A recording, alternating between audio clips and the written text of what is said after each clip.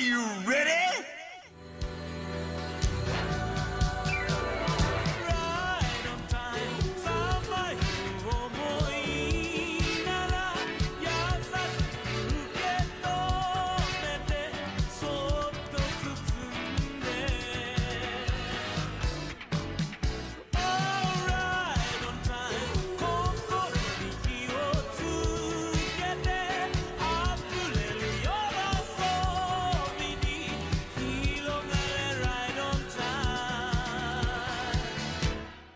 Hello, everyone. Welcome to the Weekly Weeb Club, episode 17. It is me, Craftsdwarf, and none on this one. I know for a fact that was my favorite Craftsdwarf character right there. Damn it! I know I fucking heard his ass. Let's go. I was thinking, thank God he's not going to mention it. I'm safe. I can remove No, it. you're on fucking drugs if you think I'm not going to mention my fucking goat. There was like one or two times during the last thing that you did not mention. I said it over once. I said it one time. I know for a fact I did. God, I know Crafts you is did, but so unbelievably toxic towards this guy. Trying to cut him out of the episode, like he clearly wants to be part of the Weeb Club. He's more dedicated to showing up to the Weeb Club than other people who want to be on the Weeb Club. Okay, that's too toxic. We need to change the art. We need to contact Bogey at a motorcycle outside the window. Like, this shit's gone on for too long. It's a part of us now. I'm not paying for it. But he's a character from your lore. Yeah. I refuse. The Craftsdwarf Cinematic Universe return? Question mark? Is it Jalal Is on the Kraft's motorcycle? nephew the one driving it? Or is it Karen? None, is Karen doing it for attention? I forgot I actually Very do have a whole possible. expanded universe. Oh no. This is a door a Pandora's box we don't need to open again. I'm sorry. All right, do we need to get it? We should probably get into comments. Yeah, did you have any to respond to on the Evangelion one then? I don't even remember what was on there. It's not like A I comment haven't from looked, Vindy so I don't saying remember Ava them. sucks. No, but have Not you a looked? lot. But have you looked? I have. I've looked at them. Okay. I just haven't looked at them in like 2 days. I mean, do you have anything? What the heck, Crafts? Just gonna put me out there while I'm not ready? And don't say you didn't know. You somehow knew. I've been reading them and I'm trying to find one because I realized there's actually two long ones by the same guy. One mentioned he mentioned the thing about Mari that I didn't pick up on, and then you DM'd me about it already. Oh, yeah. He has another one about comparing Ava to Naruto that I only just noticed and I haven't read, but I just think it's funny because I'll just say it opens with I've been on my Evangelion is literally Naruto shit for a long time, so I guess he was glad that you brought that up, and it's even in the thumbnail. So yeah, I haven't read the comment because it's long, but I just think it's it was appropriate. I mean, I guess Positivers said Bleach is deeper than Ava, your toxic quote, and said let's go. I mean, I don't like using the word deep, but if it's funny, I will. But I do legitimately find Bleach more interesting, and like I just think there's more going on that I'm interested in. But it was so random. It's not my whatever. Anyway, I'm ready to move on to the 3x3 episode. Yeah. So almost everyone commented because obviously we're talking about their things, and so they were very, they were either quick to say, thank you for the comments. I will take them to heart. And there were some people that were very kind. Like, it's my first 3x3. And some people defended, I'm looking right at you, Master Spoon. And I know you updated your fucking 3x3 because it's on the Reddit. And you tried to defend the use of volume covers, and I won't let you get away with that shit. He said, thanks for checking out my 3x3. I still like how I use the manga covers, even if I did let some in. To go back to my point, and I actually firmly believe, even if you pick volume covers from your favorite volume of the manga, I think you accurately cannot portray why you like something the same way you can with a screenshot or a panel or a spread with a volume cover. I mean, I definitely think it's more limited, but I think it's also way better than like anime key art or anime It art, is, but it's still not ideal, I would say, because it's like the volume cover still covers like a big portion of the series and is like not specific and narrowed down. Like I mean, especially maybe like, it's part of I it can because see I think you of like could lots of argue long that series. you really love the specific content of this volume, but even then, with the art that's on there, I still think of the arc in general that it's part of. So yeah, it's like the whole arc. So here's the thing: Naruto has 72 volumes. Okay, it has roughly 14,000 pages. Right? The way I got that 72 times 200, right? Roughly 14,000 pages. Mm-hmm. There is going to be something that fits, and obviously, you're not always gonna have the thing that fits the most, but like, like using volume covers is actively just like the lazy version, in my opinion. Yeah, there's a lot less to look through. There's a lot less to look through, and I think what you're looking at is much less like again, it's much less personal, and that's what I want from a 3x3 or a 4x4. And why I will defend some over none is like, if they can give me an idea of why someone likes what they like, that's better than anything.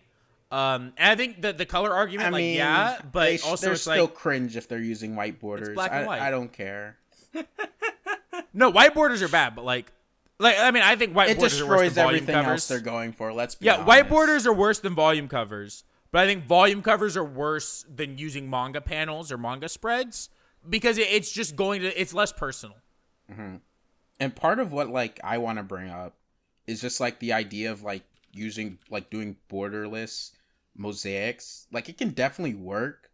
I've seen some that I don't have a problem with, but generally it's one of those things where the black borders help unify the look of the pages. I mean, the pages or panels or anime screenshots better, because then the edges are all the same.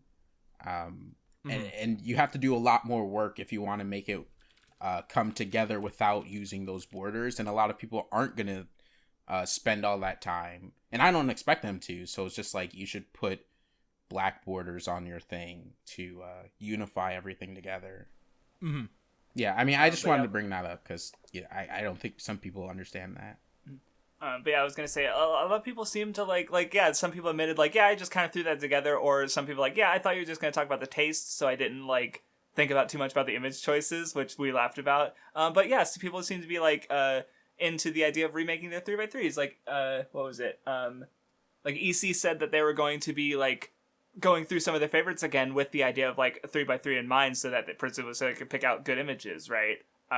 So that's cool. We got people thinking more about just because I think that's also part of why there's so many comments, is because we respond to comments normally, but this time we are responding to someone's this is a thing you made that has your aesthetic choices on it, right? It's it's a piece of art in a sense, right? Mm-hmm. Or it's at least a craft, so to speak, right? So and we're commenting on that and and their choices, right? So people are responding to that more so than they would just a comment where they're just throwing some words out there that maybe they don't care as much about, right? Right.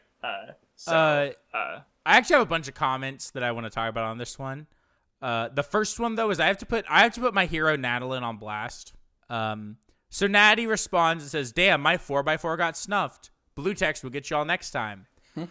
Natty, the reason that we didn't talk about your fucking 4x4, yeah. No, I know, but I want to put him on blast on the episode because this guy's dog shit stupid. Natty, oh my god, no, look, I'll look at Natty, if you want us to look at it, don't reply to Megaraphics' tweet of his 3x3. Why would you not reply to the Weeb Club Twitter account? We asked for your fucking picture, not through I'm not going to check the replies to Megaraphics' tweet. I'm going to check the replies to the Weeb Club's Twitter account when we're going through it for the podcast. Why would you reply to Megaraphics' instead of the Weeb Club's? That's on you that we didn't look at your fucking 4x4. Thank God Craftsdwarf didn't apologize, because then I'd have to put Craftsdwarf on blast, because it's none of our faults that we missed it. It's your fault, because I don't know why you thought, oh yeah, I want the Weeb Club to look at my 4x4. Let me reply to Megaraphics' fucking tweet of his 3x3s. What sense does that make? Oh my. I'm right. No, you are right. It was definitely not the smartest move to do, but we'll see it next time. Hopefully it doesn't have blue text. But, he'll probably just change it to purple and say it's different now. So I have a comment response that made me glad. The Ice King mentioned Children of the Whales, and that they rewatched it because they remember not liking it and don't remember why they didn't like it. And then apparently Bach Updates isn't accurate. There are apparently 70 chapters of Children of the Whales translated, which adds up to 16 or 17 volumes. So we could totally read it. on the fucking shoujo podcast, which is great. Partners. Because I want to give it. I like the anime, but I want to give the manga another a look, and especially now that it goes farther. That's fucking cool. Fucking Bach updates. Get your shit together. There's a comment from Ozerite, which I just wanted to mention because but he said, "Fuck, I'll definitely remake my visual novels 3x3 with CGs. How did I not think of that?" Hey, sometimes people don't think of things, right? That's why you bring it to the Weeb Club. All we do is think. That's why no one likes us. Yeah, we think too much for AniTube. Yeah. All right, that was good. I want to see if there's anything else I wanted to bring up. I feel like there was, but I don't know. Whatever. I mean, yeah. There are a lot of comments, a lot of people saying things about their 3x3s. I did actually read all the comments. I generally read most of the comments, but I read them all. Guitar Skater made a fucking stupid as fuck comment that I responded to. I can respond to it here, but he essentially said that I was shit talking characters being cut out and says my game 4x4 was the best. Well, I cut out Yukiko from my Persona 4 image and Sans. The bad comment. And like that's just not understanding like my point, which is like if you have a lot of dead space in your 3x3, right? Like you have a lot of space where like there's nothing there. And then you're cutting out characters, that's bad. Because, and like, that's why every time that I mentioned a character being cut out, I mentioned like, hey, you could move it. And by the way, Guitar Skater, fake Persona 4 fan, Yukiko and Marie are cut out of my Persona 4 image. But he probably hates Marie. He's probably one of those people. So he's probably cringe, you're right. That.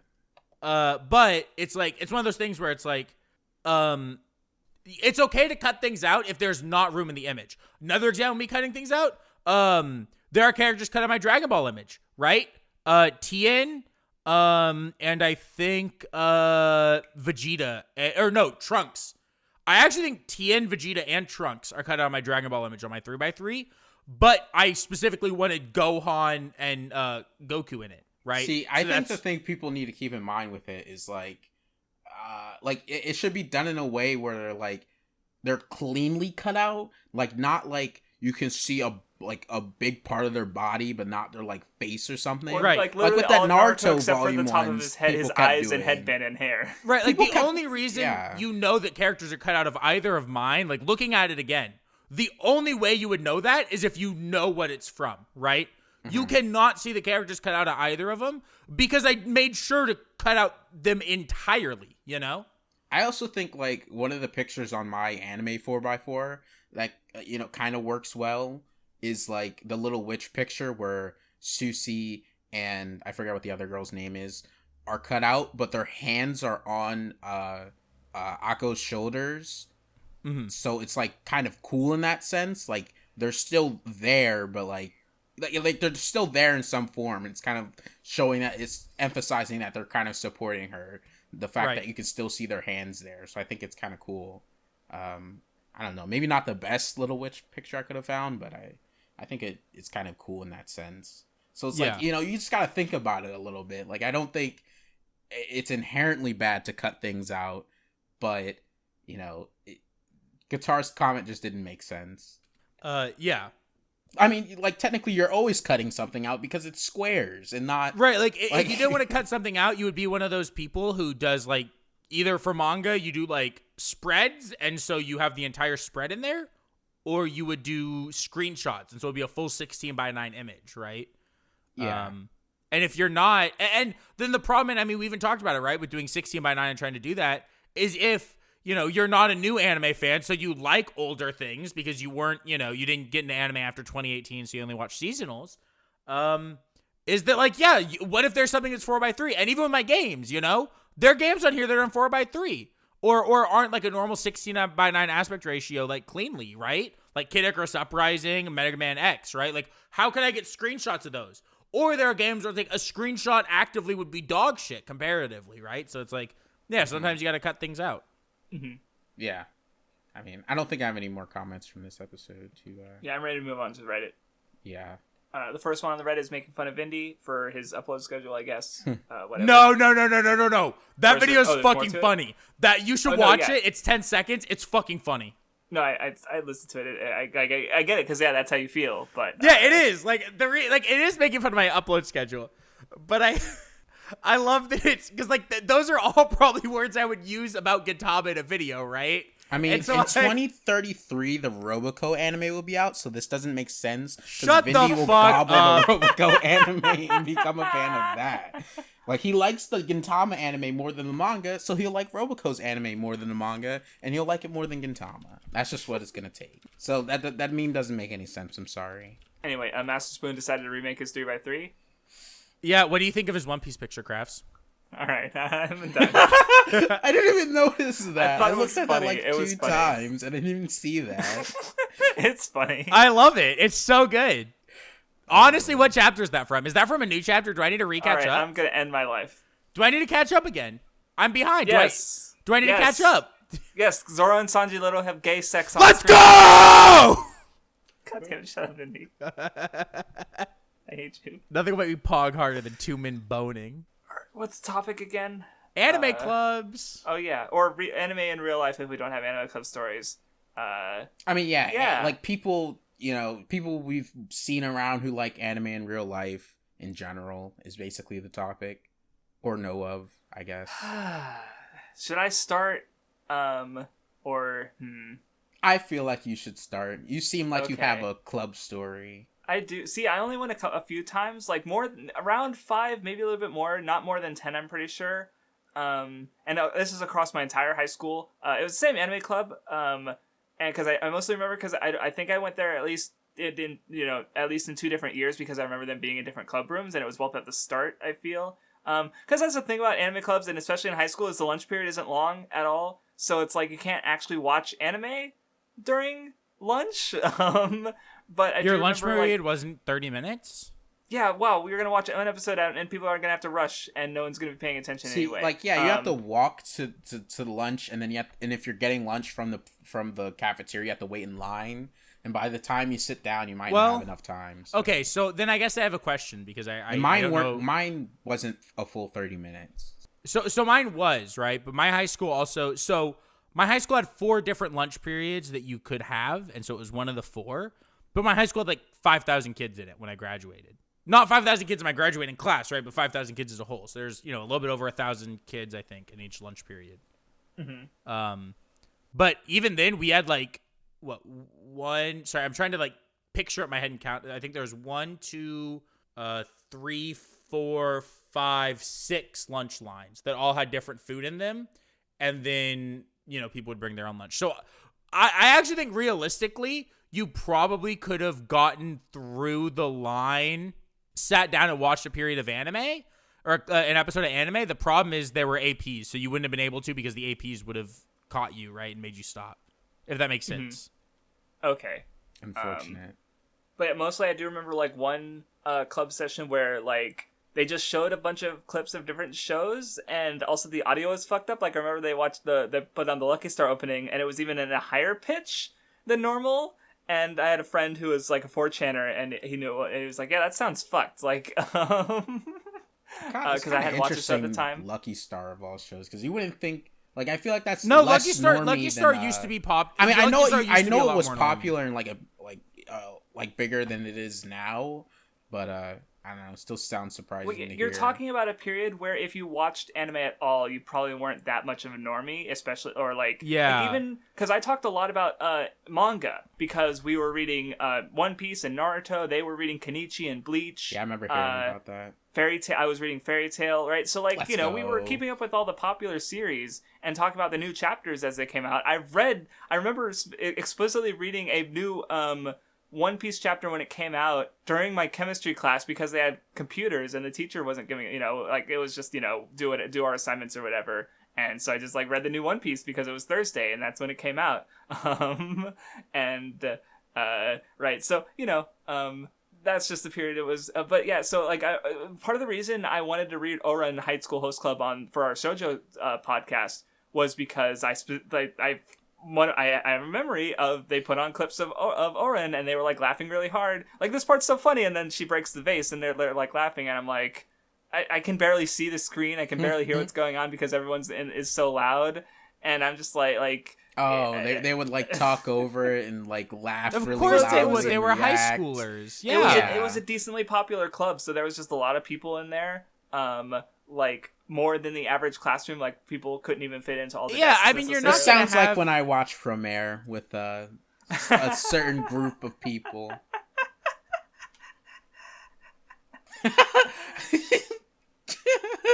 Yeah. I'm tired of being like hated that. and despised. Right, so it was on just this really podcast. like everyone already liked anime, and we had the girl with the cat ears. We had everyone who was ever like a leader in this club they were all girls. Of course, right? That's why you watch Doran. Girls manga. What self-respecting man would consume Orin High School Host Club? Am I right, Craftsdwarf? Yeah, weird. Why would a guy?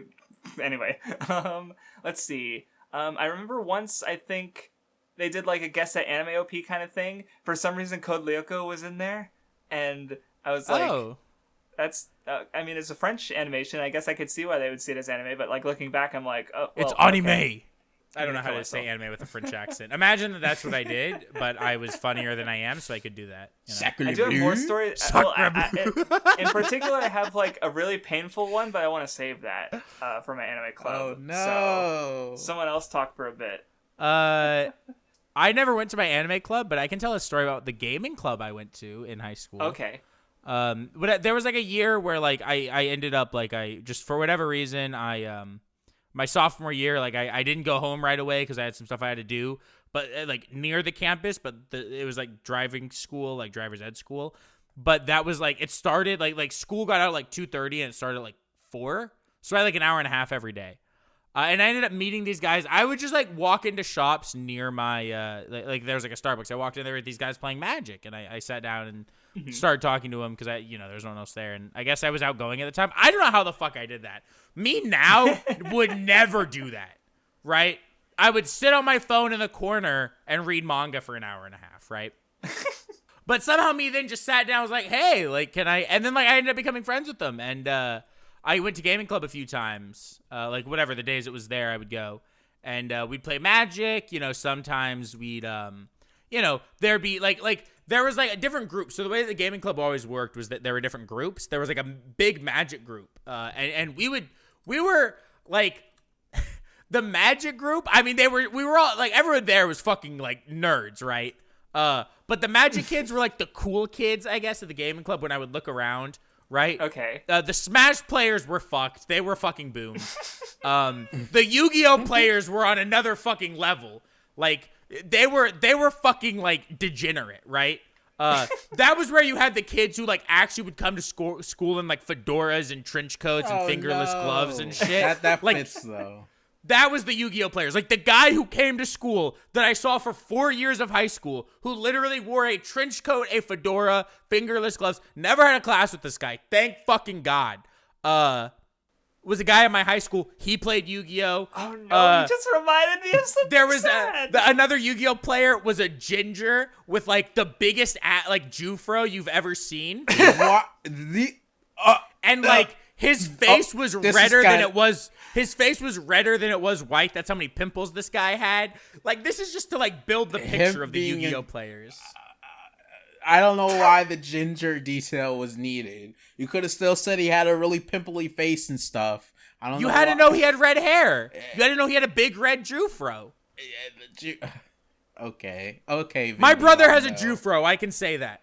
No, see, I also remember, like, I didn't know him that much, but he was kind of like, yeah, I think it was ginger and just kind of like, he had really long fingernails, which was kind of cringe, and he was a 4chaner. Hold on. Sorry, Kraus, I don't mean to interrupt. Nun, can I ask a question? Okay. Why are you so defensive of gingers? What do you mean? You're getting, like, triggered defending racism against gingers. Look, I don't understand. I mean, do you see this I'm a little sus because what your friend said yesterday and how you were yesterday. I don't know, Vindy. Okay. Know. I have nothing to do with my This friends. is a sober Vindy start with the still letter being this way. N, or start with the letter N and end with the. I don't know that. No. It's about someone calling someone creatures. Oh yeah, he told me about that. Yeah. But I didn't do that. That wasn't me. I don't defend his actions. I made fun of him today, and he got upset and said that he didn't mean it. Look, there's a clip from like 3 years ago or something where one of your friends is like, it's either a league clip or you're playing a golf game. One of your friends said a black person was swinging from a tree. So okay, these that are guy. some repeating incidents. I know who you're talking about. That I'm not friends with that guy anymore. Mainly because he doesn't talk to me anymore. But I don't talk to that guy. He was anymore. funny in that clip, at least. No, he's funny. He was a really funny guy. I don't talk to him anymore. But that's besides the point. Sorry, Chris, what were you going to talk about the guy? Well, real quick, the red-haired guy, I knew he wasn't a Yu-Gi-Oh player. He was just, like I said, a 4chaner. I think I mentioned the long nails being useful because he messed with, like, computer stuff, I guess. But that was all I remember about him. The real answer is kind of weird. The long nails are useful because it makes it easier to roll a joint with longer fingernails. Oh. But if he you was want me to friends be... with, like...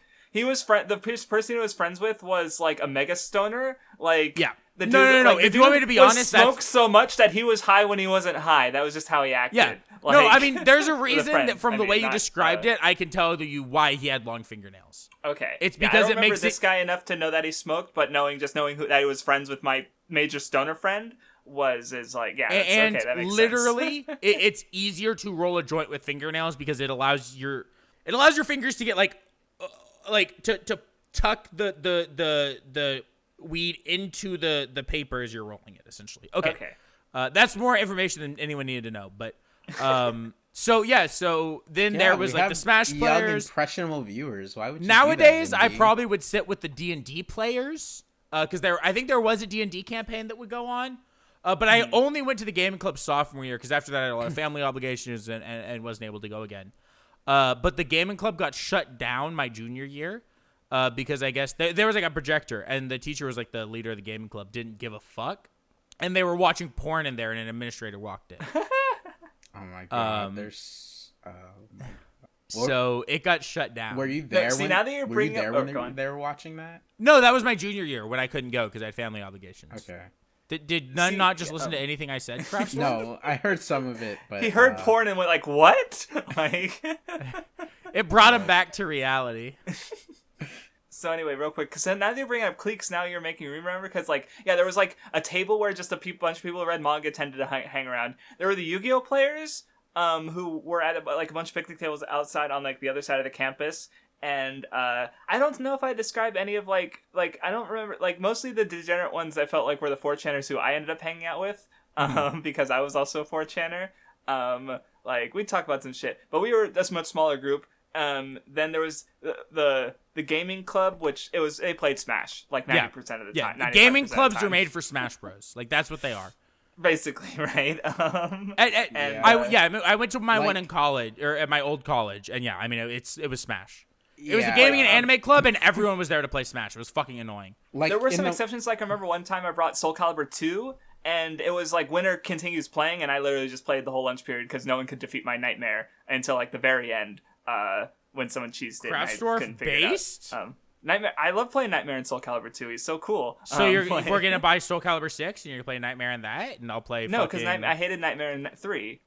Because they changed how he was. So yeah. In my high school, they had like in the morning there was like someone's old Wii that was in like it was in the library, and like kids who don't really have a homeroom to stay in, who just stay in the library, they typically like play on the Wii, and it has like a bunch of games there, but they only ever played Smash.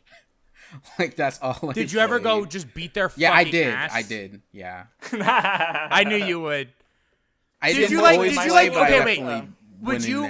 I know you didn't always play, but would you go in, beat them, and then just like be done and like recuse yourself after doing it a couple times and like walk back to where you were sitting, like saunter back there all smug, and you might not have shown it, but you thought to yourself, you're like, yeah, I know I'm better than these guys. No, like, I mean, it would feel more satisfying if they weren't like cringe and played free for alls. Like it wasn't 1v1 or anything. It was just free for Right. all. No, that's so how it worked because you don't have a lot of time at lunch. Everyone wants a chance to play. Well, it's not. So what we did is okay. Yeah. Well, Okay, we technically we had it was 4 people free for alls, but really there were the 2 strong guys who just beat the other 2 players and then fought each other for the rest of the match. Unfortunately, I never really got good enough to beat them. But unfortunate. Yeah. And now you're too old. Well, actually, you know what, Craftsdwarf? I believe now you could beat them because they are probably older than you are. But now your old man hands could not beat. I think we were about the same age. But I just remember that I was like, I literally brought in my own GameCube controller when I went to play with them for the first time. I just remembered I did you that. you pull it out of its case, you're unwrapping, you're like, I got next. Because I think it was one of those things where there wasn't enough GameCube controllers, so I would have had to use a Wii remote or something. Oh, yeah, and that's cringe. I mean, I definitely still played them with a Wii remote. Like, I didn't bring my GameCube controller literally every time. See, they played on the GameCube because I remember, like, even when Brawl came out, like, like, we played Brawl for a bit, but then they just went back to Melee by the next school year. So, Melee is built different, but, I agree. Yeah, I mean, I still beat them with the Wii remote, so it was fine. And it wasn't like a Wii remote and nunchuck. It was just the Wii remote. Right, on its side, yeah, where you, you can't roll, I think? No, you can roll. You can do everything. It's just that, like, I guess for some people, they don't like where the grab is, because the grab is the minus button. That's what it is. Grab is minus, so it's hard to hit. Because B is shielding then, right? Well, 2 is shielding. No. Yeah. No, 1 and 2 is jump and attack, yeah. Or B no, is it's shielding, attacks. shielding, and you can roll with it and stuff. Yeah. Okay, yeah, so grab is the thing. Because I knew there was, like, one action that's, like, so hard to hit that's, like, just not even, like, fun. I mean, I don't think it's hard. It's just, it's obviously weird if you've played on a normal controller, so. It's something where you don't have access to every action you want split second. You have to think about grabbing and reach over to it. But, yeah, I mean, I guess it, like, another story that's from my high school is just like in my art class, because I had to take, like, this is one of the filler classes in senior year because right, you need like a fine art credit or whatever. No, I didn't need it at all. Oh, okay.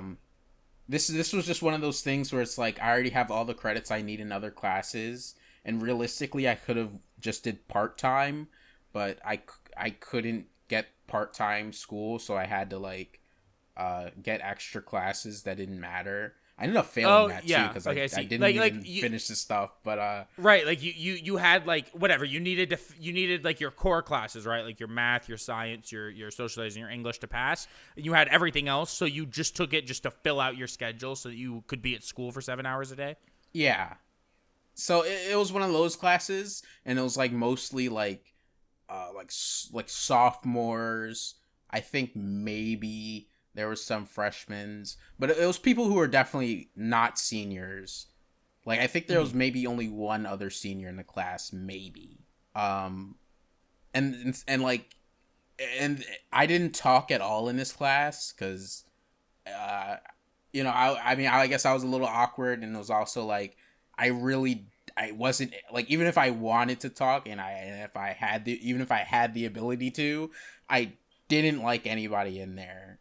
And not that they were all cringe or anything, but I didn't care about any of them, so I didn't. Right. It was whatever. Like, what? As a senior, you're actually gonna make friends with a freshman? Like, so what? You can never see them again at the end of the year. Yeah. Yeah. So I was just sitting quietly, like I'm sitting quietly at my table doing art stuff, and sometimes I would watch things because, like, I could draw and watch at the same time, and the teacher didn't care if you were on your phone. I actually watched Gintama in this class, by the way. Oh! No, it's amazing how, like, if you do your work, teachers won't give a shit, because I played a lot of Game Boy Advance games in, like, junior and senior year, because I played Metroid Fusion. I beat it, like, once a day, because it's a really short game. I felt, for a period, I played a lot of, like, Breath of Fire 2. Like, I just, like, just on, like, a Game Boy, like, kind of just under the desk, not giving a shit. Mm-hmm. And if I do my work, no one cares, so... Yeah, like, on my phone, like, I think it was Gintama, and I watched a little bit of Precure, like, the first one. I don't remember what it was called. Futari wa Precure probably if it was the first one. Or no, it was Aikatsu. Sorry, it was Aikatsu. Oh, that was. okay. Do you remember when I told you about watching it? Because like I of these two, you know, I've obviously you did watch some of it. That's right. Yeah. Yeah, you it did was. talk about it. Yeah. It's only been a year since I graduated from high school. About a That's year. right. Yeah. So you've known us when you were in school. That's right. Right. Yeah. So because like, I groomed I none. forgot. Yeah, but That's why he's my boo now. But there was like at the table over to my right, there was a bunch of kids who were into anime, and they would all they were like the definition of the like cringe anime nerds at school because they were all like really loud about it and like throwing out references and like being really Was that a JoJo reference? Like yeah, that kind of thing, right? Yeah, and like they would talk about it in a really like casual way, like one of the girls would be like, "Oh, I love sad animes," like you know, like that kind of thing. Like what? What were some sad animes that you liked then? Clannad. See, they might have mentioned Clannad. I can't remember exactly what they mentioned. I just wanted to get you with that one because I know it's like your After Story. It's like your second favorite, one of your favorite shows. So I mean, I won't deny that it's like the I guess the generic sad anime show. Not generic. No, that doesn't mean it's not good. Yeah, or popular. Or like even with like it was one of the first sad shows that I watched. So like Crybait, dog shit. Yeah, like it was Angel Beats and then Clannad. But anyway, these people would just like throw out a bunch of references and be super loud.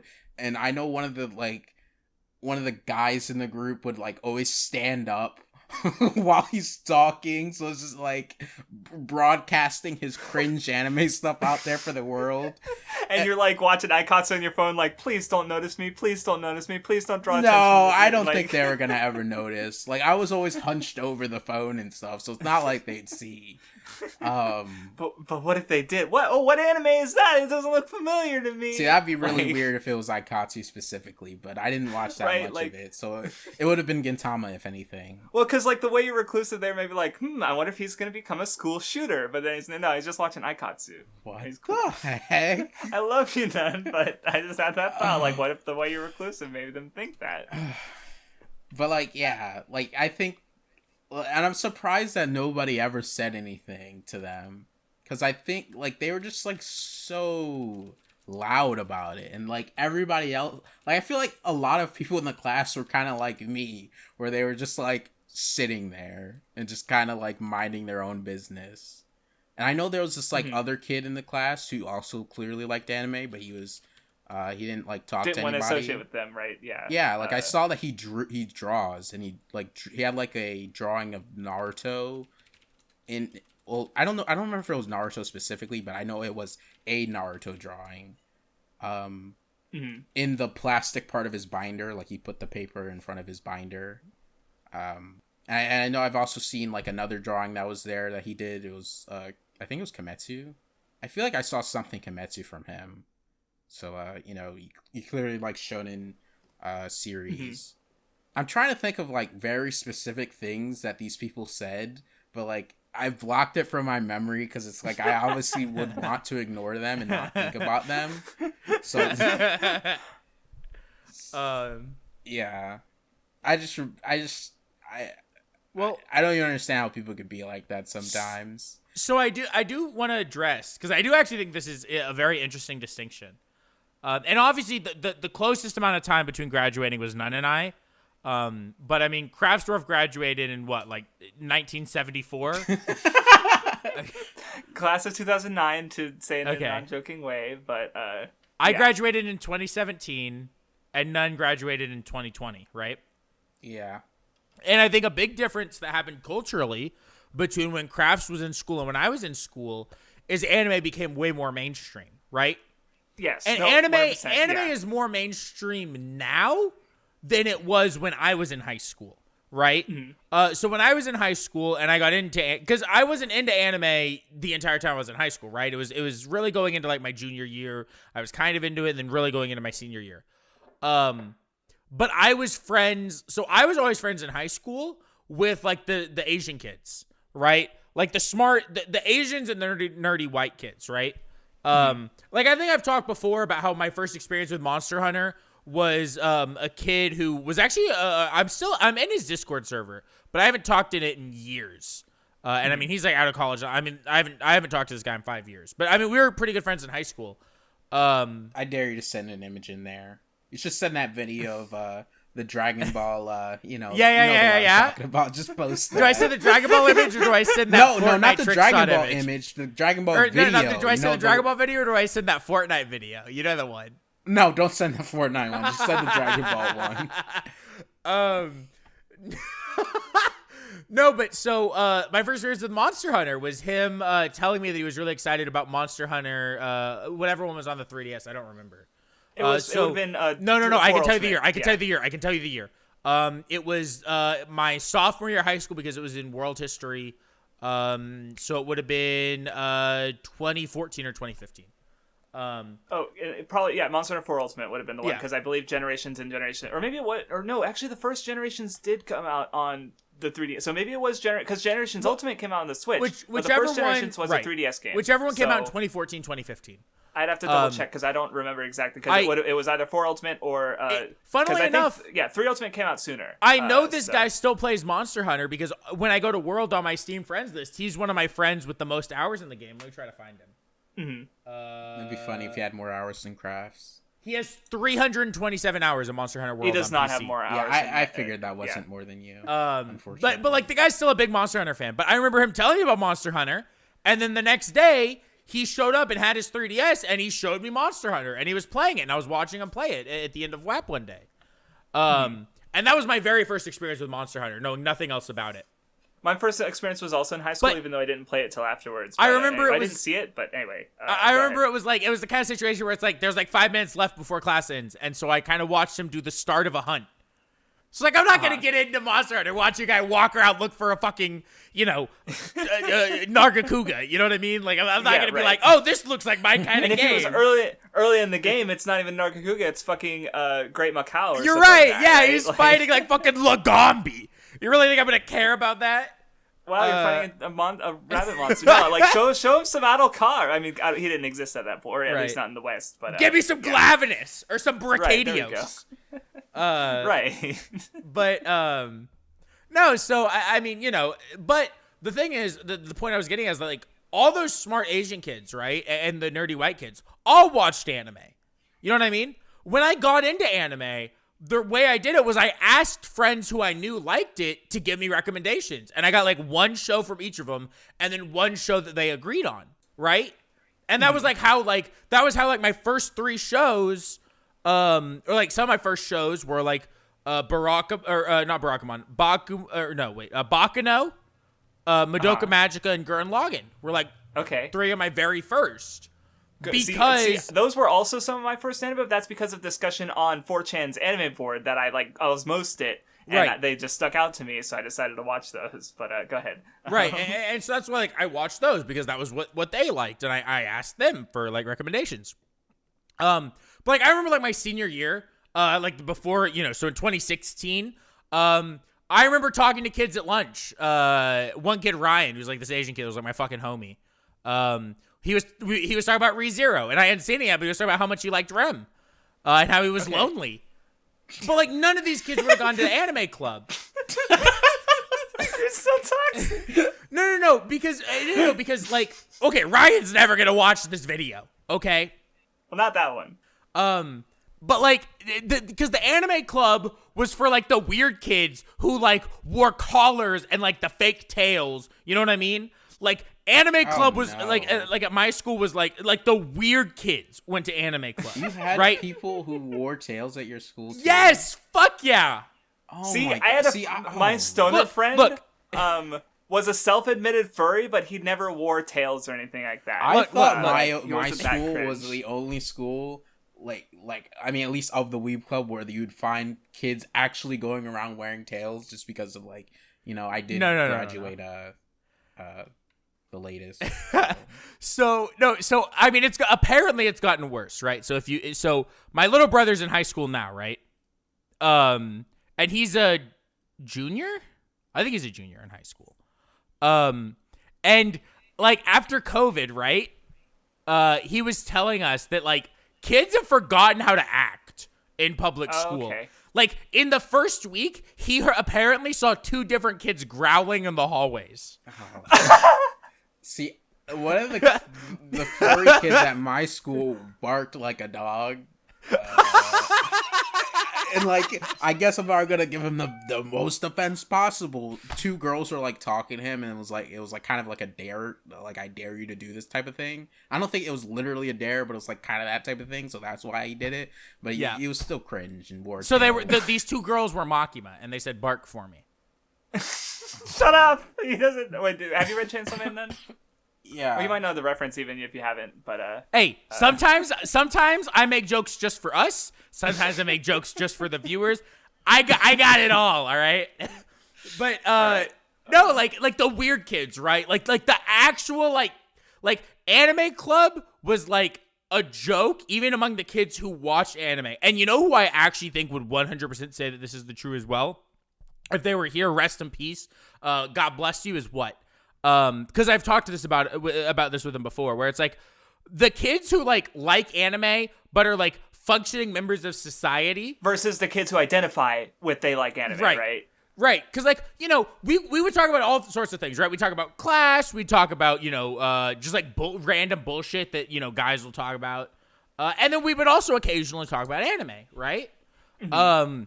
But we never made that like our whole lives. It was like the really weird kids were the guys who went to anime club. No, see, because I felt like my anime club, like, they were a bit weird, but I don't think they were that weird. Like, right, they weren't, like, wearing tails and barking and, like, just not like, functioning members of society.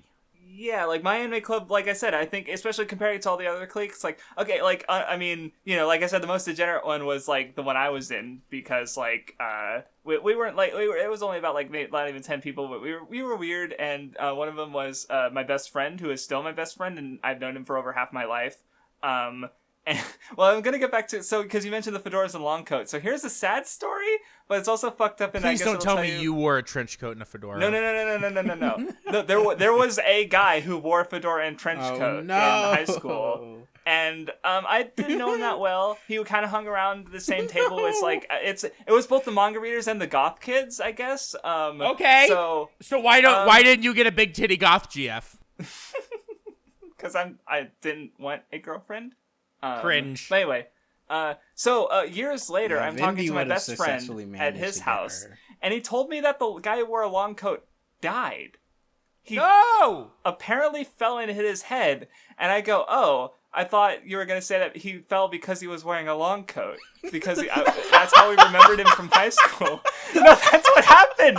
Me and my friend both bust out laughing, and then we stopped and I go, this is fucked up, and then we just continued laughing, because we're laughing at the expense of a class former schoolmate who just literally fucking died, and I just find out about this, and it's like, because his defining quality was he wore a long coat, I made the association, and we were just like laughing our asses off.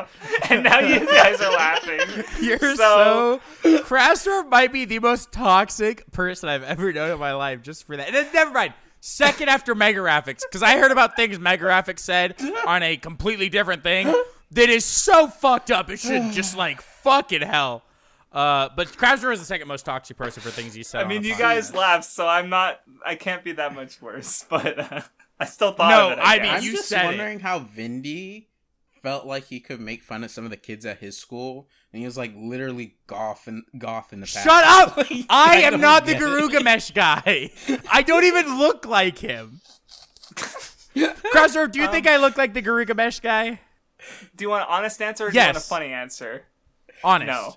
Okay, thank you. No, I think this Garugamesh guy reminds me more of older Vindy. Like Vindy now doesn't look like him, but the more you look at his older stuff, 2018, 2019 Vindy? Yeah, probably. Yeah, we're all normies Vindy. But this is still past Vindy. This is a video from a long time ago. It's still you. Shut up, man. I don't know what... You have no defense here. This is you. I would have landed that big titty goth GF, but that's just... See, that's why you're saying that. You would know. You would know how to. Literally. Yeah, I know how to because proving the point. Look, you want to know how to land a goth girl? I'll tell everyone watching right now who's like, "Me want big titty goth GF." No, listen, it's very simple. Ask her about her father.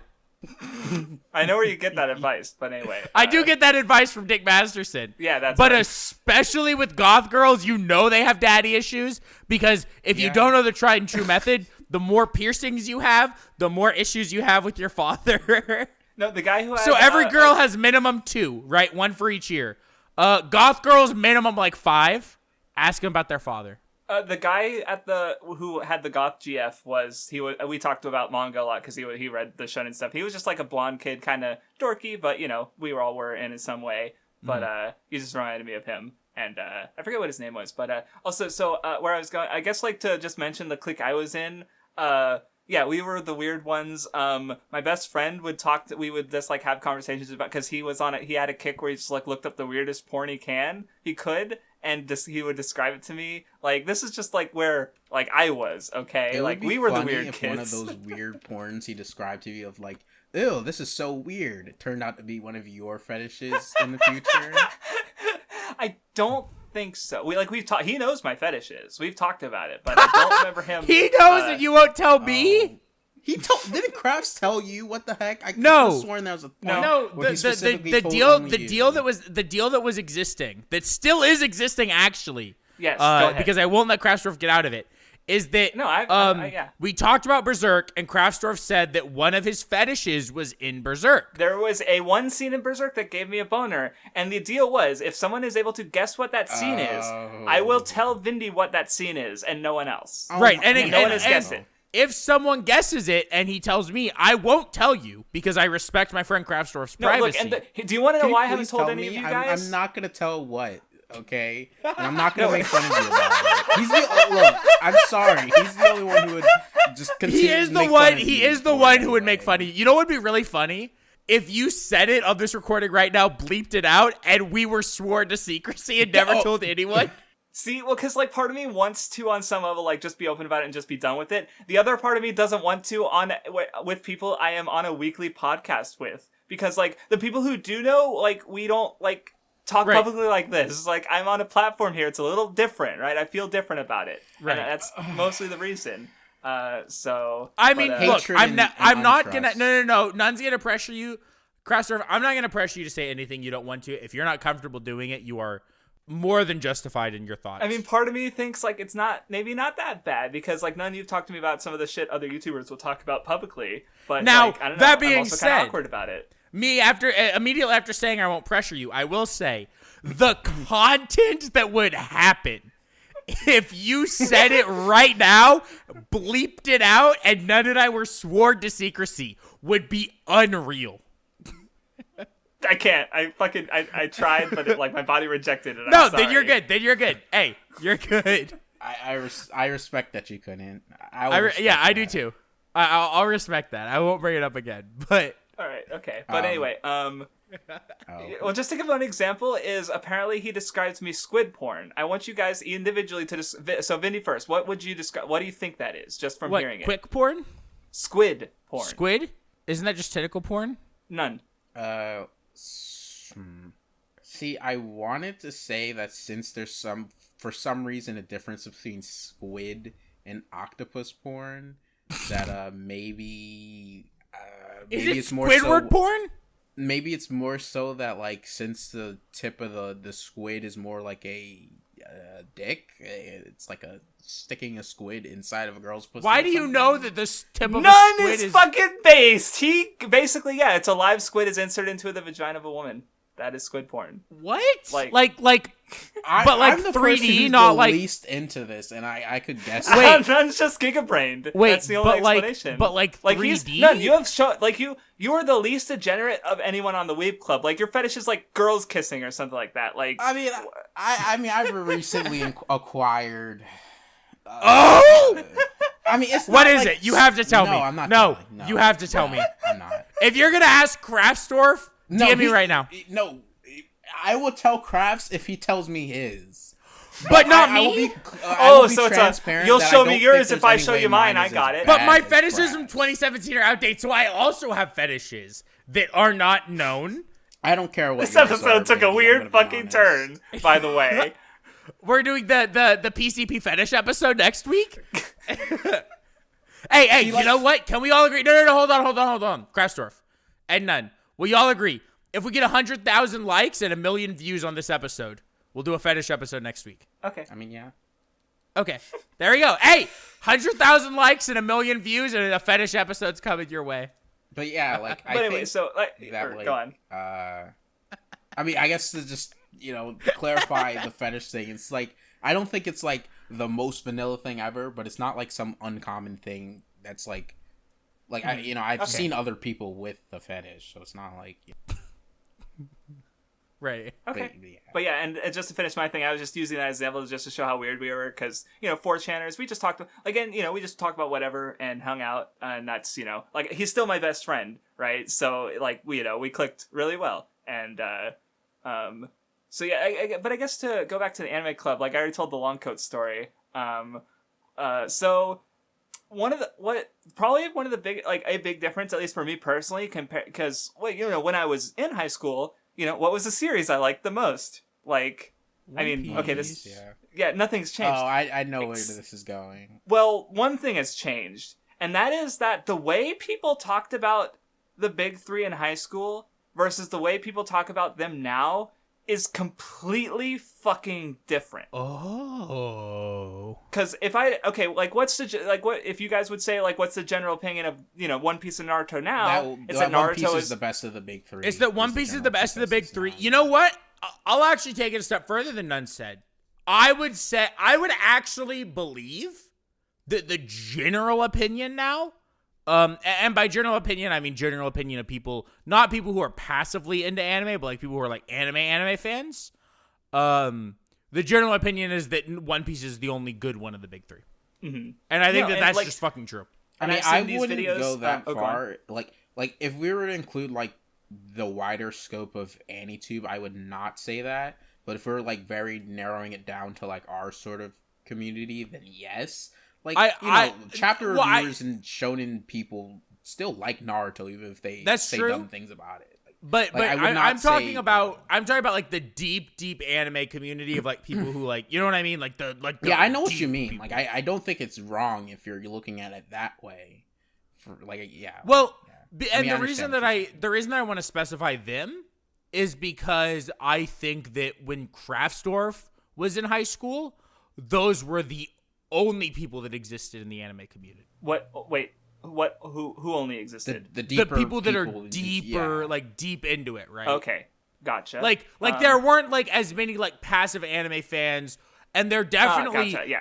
like the people who grew up watching a show, right? Like let's be honest, right? Like Naruto gets a lot of stuff because a lot of the chapter revision stuff. The reason that the chapter revision now is because they grew up watching Naruto, right? Mm-hmm. When Craftsdwarf was in high school, the only show people really grew up watching, anime-wise, was like Yu Yu Hakusho and Dragon Ball would have been it, right? No, like Dragon Ball and Naruto were on different tiers when it came to popularity, where it's like if you watched them, you weren't necessarily like an anime fan. Maybe you're a little nerdy, but or in elementary school, everyone just like Dragon Ball. A lot of people, at least. Right, anyway. Dragon Ball for you was probably what Naruto was for Nun and I, where everyone watched it. And I did see some of that Naruto, especially in high school, because, like, again, like, my high school had a lot of nerds, but like I said, they weren't, like, as weird as you guys are telling me, even though it was also a period where anime wasn't as popular, right? And no one was really bullied. Like, there was just enough nerds that, I don't know, I didn't feel like there was any, like, animosity going on. Like, it's funny. I've talked, because my mom's a teacher, right? She's a middle school teacher. And I've talked to her a lot about this, where I think that, like, in general, like, I actually think this is something that movies are really, really fucking stupid about, and if they really wanted to be smarter, they would be smarter about it, but I understand why they do it the way they do it. I think bullying is kind of gone in high school, in modern high schools. Okay. I think that... I feel like you have to live in a bad neighborhood specifically to have I think that a lot of the times... the last time I experienced bullying was in middle school, not in high school. I think elementary schoolers can bully sometimes, but they're pretty young, so they don't always. Middle schoolers are fucking mean. 13-year-olds are vicious. And it's because they're going through puberty. Their voice cracks every other word they say. They don't know who they are. They don't know who other people are. middle schoolers are very vulnerable. Middle and school is that, containment for puberty. That's what my science teacher in high school basically said. That where it's like elementary school, puberty school, high school. Like, yeah.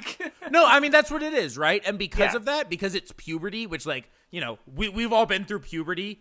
I would rather get shot in the head than go through puberty again. Like, puberty blows cock, okay? And because currently imagining a sci-fi novel where people go through a double puberty at like age 35. That would actually be a pog as fuck novel. But yeah, I think middle schoolers are really, really fucking toxic because they're all going through. And as long as you understand it, like some of those people who were toxic in middle school, they tend to chill out some in high school. Like, they can still be like a little bit of an asshole, but like almost they don't really care. Everyone. Yeah, that's the big thing with high schoolers is they just don't give a fuck. Like, by the time, like, even when you're 14, 15, you grow up a little bit more where you're like you're done with puberty and you're like, oh.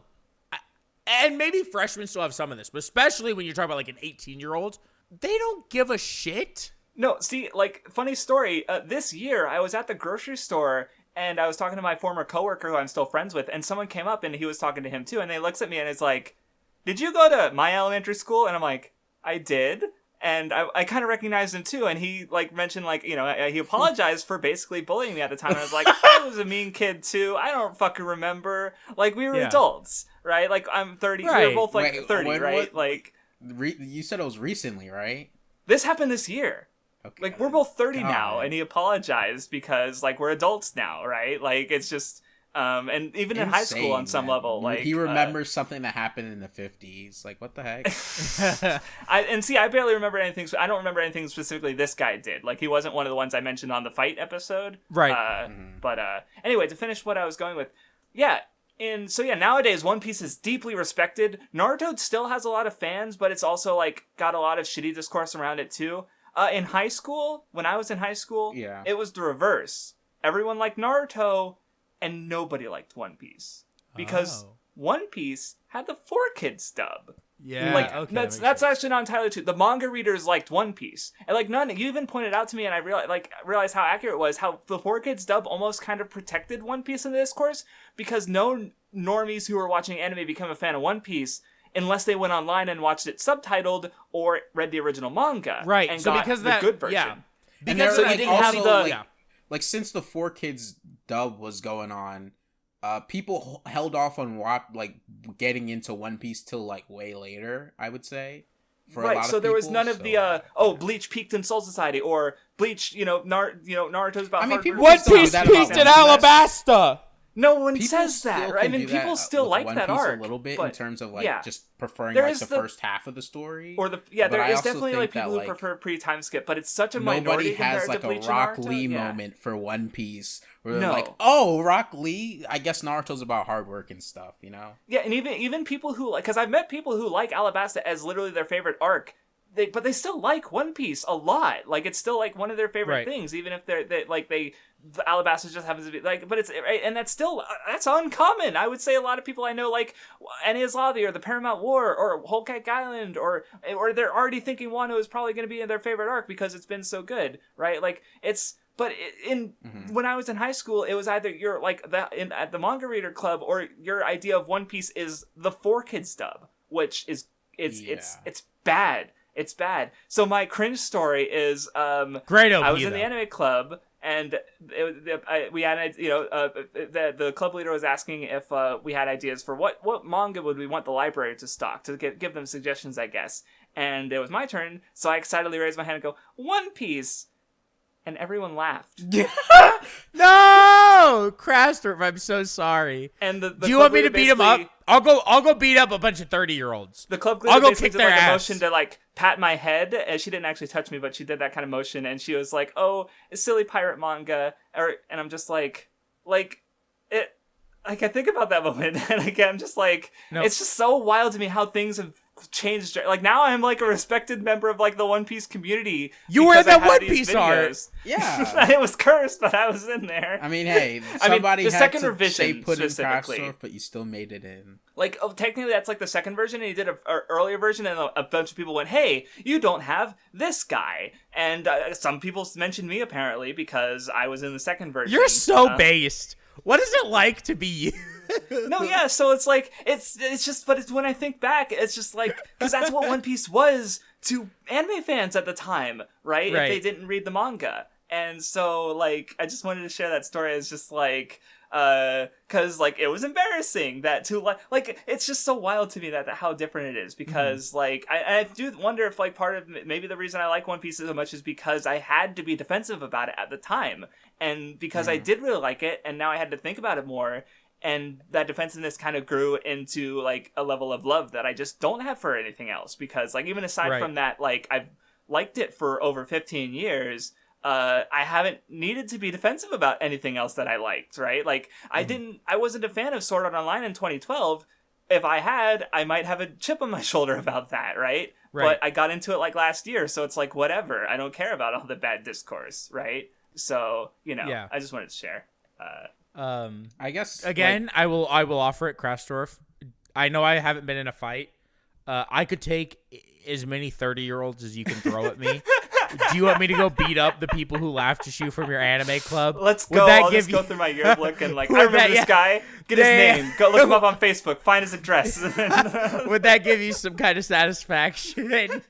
I don't really. No, that's fine. I appreciate the gesture. Vindy Lapper is so pure. All right, what are some more anime club / anime in real life stories, or even just general nerd stuff as we've been talking about? I could talk about my community college anime club, or what are you gonna say, None? I have two stories that I could tell, but like one of them is more, I guess, friendly and positive, and another's not, since, you know, we did expand it to, like, nerd stuff, so, like, I could talk about the other one that's not as positive is more so a nerd thing, and not an anime thing. That's fine. So you want me to talk about that one? We've been talking both of them. Okay. So here, you talk about one, I'll tell the story of my community college anime, and then you talk about another. I mean, should I start with the positive one or the negative one? I don't care. Whichever one. Which one do you think, honestly, and I'm gonna be honest, which do you think is a worse story, so you can end it with the better story? I mean, the positive one is technically the worst one. Of course it is. Go for it. So start with the positive one. Yeah. In middle school, there were these two people in I think it was in the computer lab. I don't remember what the exact class name was called, but it was a class that was in the computer lab. And I saw two people who were arguing about Naruto versus One Piece. One person was, you know, Naruto, one person was One Piece. And then, like, you know, and this was me back then who would do this type of thing. I interjected, like, I just approached them and started talking to them about it. And I wasn't, like, based enough to be like, they're both good or whatever. And, like, you know, I mean, like, I did like both a lot, but, I probably did pick a side. I don't remember exactly what I said, but, from then on, I basically became friends with both of them. And it was just kind of like, you know, talking about a lot of shonen anime a lot. And one thing that was funny about one of the people that I met there, he was like this really tall African guy who was, like, you know, pretty dark and, like, super tall, but, like, he was like, he was like such a weeb that he would, like, he literally said that he would stay up, like, most days of the week just watching anime, and he would, like, make coffee or whatever to stay up and just watch stuff. And that's, like, generally what he does. And it was, like, such a weird thing to hear that he does. Because it's, like, you know, he doesn't really look like the type, I would say. Okay, yeah.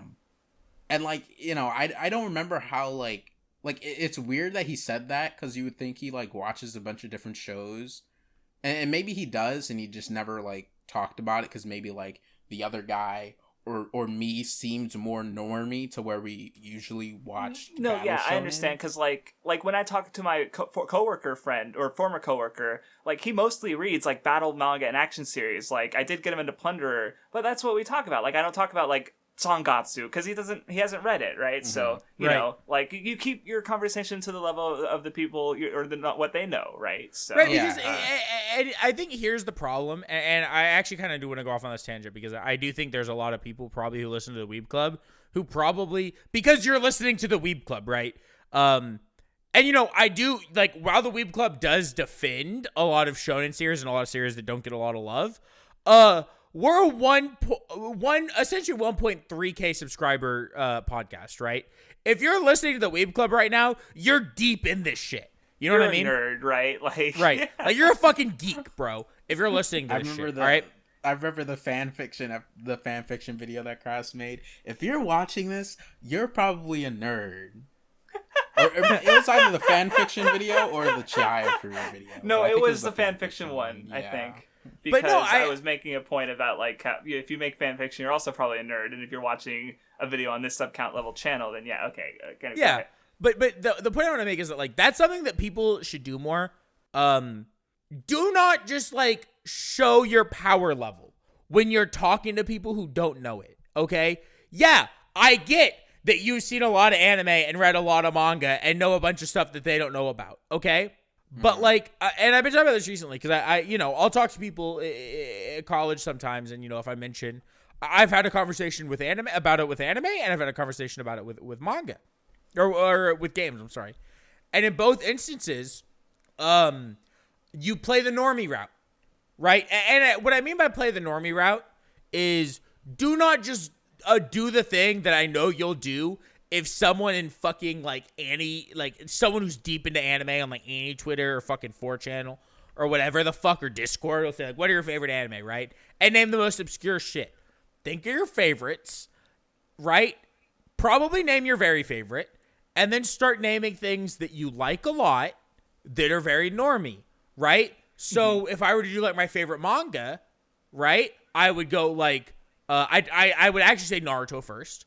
So I'd say Naruto, Sangatsu no Lion, Kingdom, Kaiji, One Piece. Right, you're not doing Hunter, your favorites Hunter, in order, but you're doing stuff that people remember, Kingdom and right? Kaiji aren't normie. Well, yeah, but you're still, like, right. But if you listen to what all I said there, I said Naruto. I know you said. Yeah, you said. I said Hunter Hunter. Yeah. I'd probably say Dragon Ball as well. They'd have things they were interested in the front of the things that you said, so they can latch onto those. And so I'm naming a bunch of them, right? And then the reason you do that almost is because then if they go, dude, I fucking love Sangatsu, right? Because, like, if you're talking to someone for the first time or very early on and they mention that they like anime, you don't know how deep, and you can't go, how deep are you, right? So name both, right? Yeah. Name Naruto. Right, you don't have a scouter. You don't just ask people about their power levels. Right. Right. So you name Naruto. You name Sangatsu. Right. You name Hunter Hunter. Maybe I name Yomushi Pedal. Right. I'll name My Hero Academia. I'll name Tokyo Revengers. Right. And by doing that, and by doing, like, the back and forth and the 1-2, you can always find out what level's at. Right. It's the same thing for games. If someone asks me games, actually my go-to game isn't my favorite game. Right? It's my fourth favorite. My go-to game, if someone asked me what kind of games I play, is Dark Souls. Yeah, because it's that's Dark a little Souls, cringe. Right? I know you're trying to appeal to them, but that's still a little cringe. No. And here's the reason. It's a little... Yeah. No. I'll explain. And here's why I think you're wrong, Nun. Because if someone asks me what kind of games I play, okay? There are so many people, especially on a college campus, that the games they play are... Warzone, Apex Legends, right? Like those kind of games. Get it. Yeah, I mean, yeah, I do get it. Right? So if I go, right, and if someone asks me what kind of games I like, right? And I say, I like Dark Souls, then I go Kingdom Hearts, actually. And sometimes you have to base it based on who you're talking to. I probably wouldn't go Kingdom Hearts second if I was talking to a guy. Any girl, you always go Kingdom Hearts second, right? No, and that's just true. Guys, you don't go Kingdom Hearts second. The reason I wasn't interested in Kingdom Hearts in high school was because the only people I knew who were into it were girls and my furry stoner friend. Yep. And that wasn't exactly a very, like, strong recommendation. Craftsdwarf, I know that sometimes I'll smoke weed. I'm not a furry, all right? You are, but, like, or are you rat? Like, if I'm talking to a girl, it's always the exact same order. All right, you ready? It's Dark Souls, Kingdom Hearts 3, Persona 4 Golden, Final Fantasy 7, Undertale. Always the order. Undertale's a good one for girls for sure. Always the order, and you go specifically in that order, right? Maybe then I'll throw in Nier and Xenoblade, but that is always the order. With guys, I'd say Dark Souls, and then a big thing I say with guys is that I play any multiplayer game my friends play, right? So then I'll say that like I'll play Warzone, I'll play Splitgate, occasionally I'll play League of Legends, I'll play Valorant, I'll play Apex.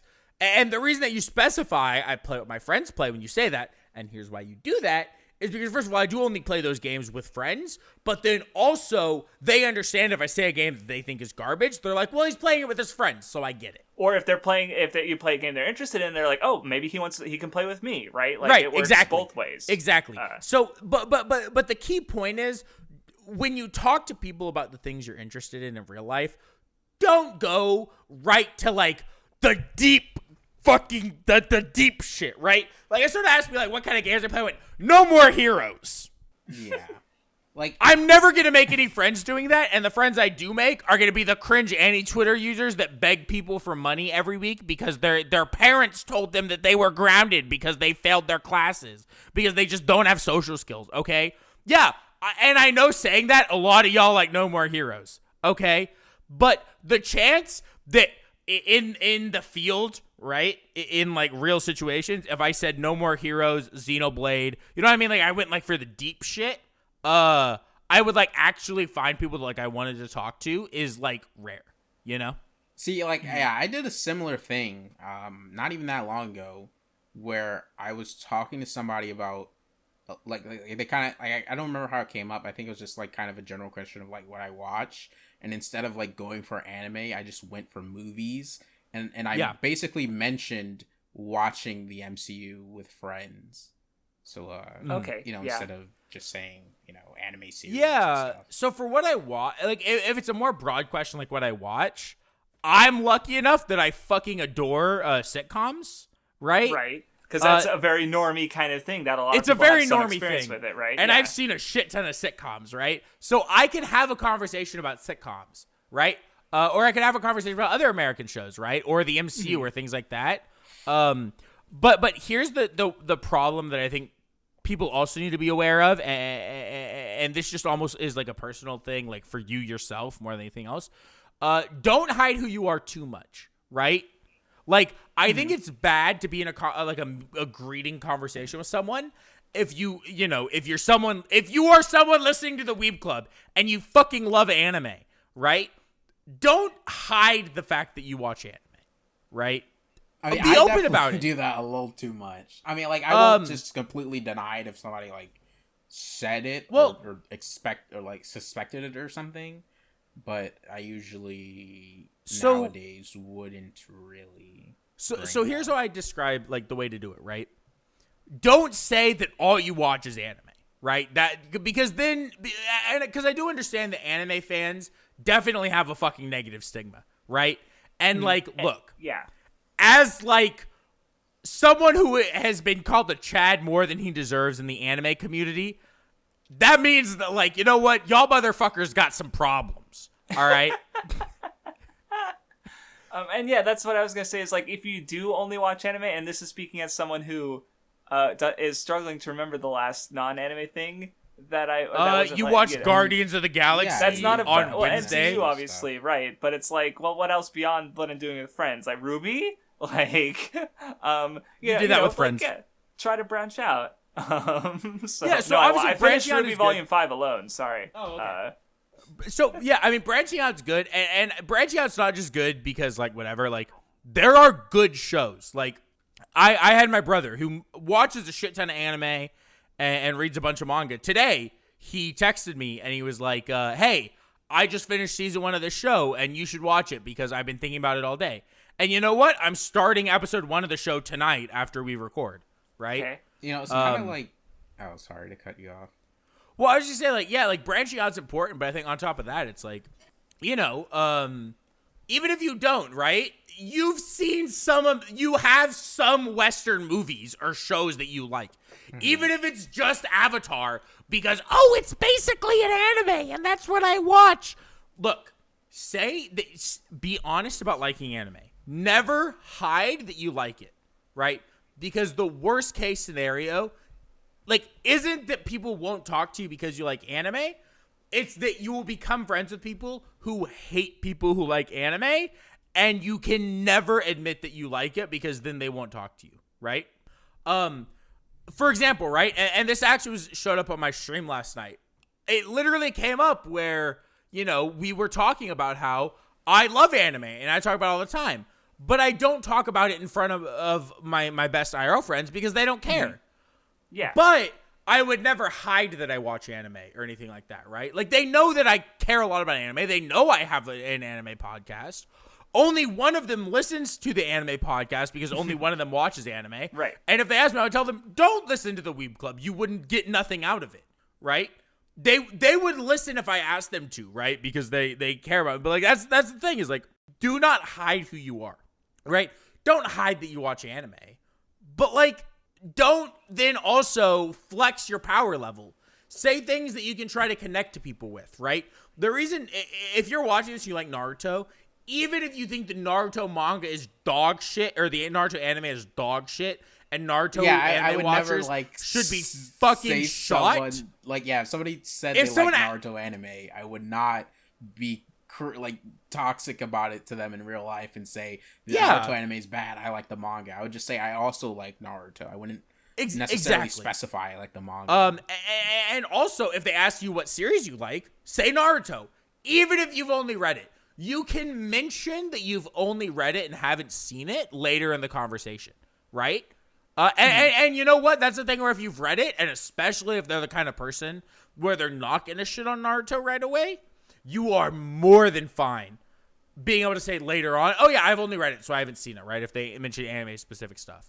And the reason for that is Naruto is very popular, and Naruto gives you an in. And that's what kind of matters in those situations is, like, you don't want to turn people away. You want to give you an opportunity to talk, right? See, no, realistically, like what Vindy suggested with, like, sprinkling in, because, like, with my coworker is like, yeah, we started talking, or former coworker, we started talking because he brought it up, and I meant, yeah, One Piece came up, and it's both of our favorite manga, right? So it's something we still talk about it all the time. Like, even though, again, he somehow started reading Mashal, and to go back to the normie, or the levels of it, is because his friends will says he's the guy who's read a lot of manga, but then he'll tell him, like, no, because he knows me, and I read, like, a lot of manga, right? But it's like, it's not a barrier for us because, like, I read Record of Ragnarok and Kengan Ashura because he really likes them and he's been keeping up with them and he's mentioned, like, oh, you gotta read this series, and I caught up with Records of Ragnarok in, like, an hour or two. See, I think that, like, any Twitter people especially all have a show that they could pick because they all watch Hunter x Hunter 2011, so they can all just say that first. No, because every anime fan has the anime that got them into anime, okay? There is not a single anime fan that doesn't have something they can say that is normie enough that if you fucking say, right? Like, if you are in a conversation with someone and they ask you, oh, well, what do you do in your free time, or what do you like, right? And you say, oh, I like anime, right? Which, like, here's the thing.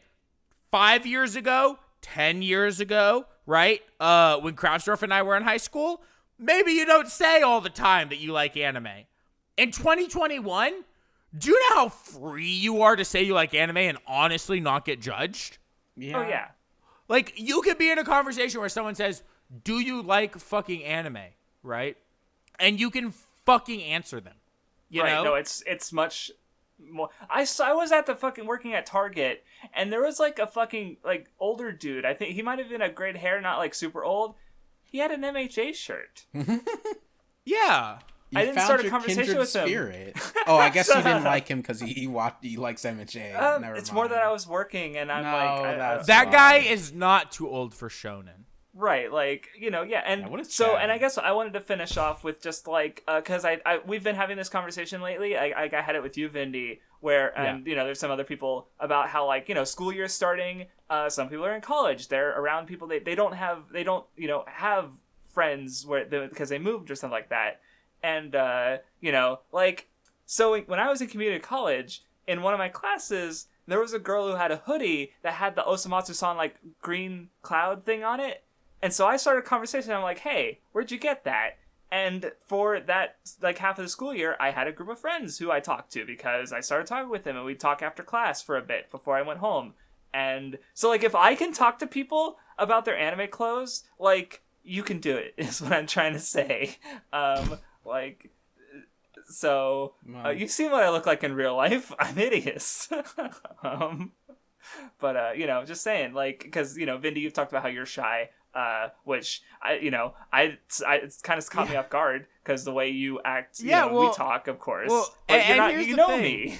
Yeah, so that's the thing is, like, to explain and I think, actually, I do want to explain this on podcast, because I'm not. I mean, I just want to say this real quick before you go into your whole thing, that Craft's case is a little different, because he's old and senile, so he doesn't care as much about people judging him.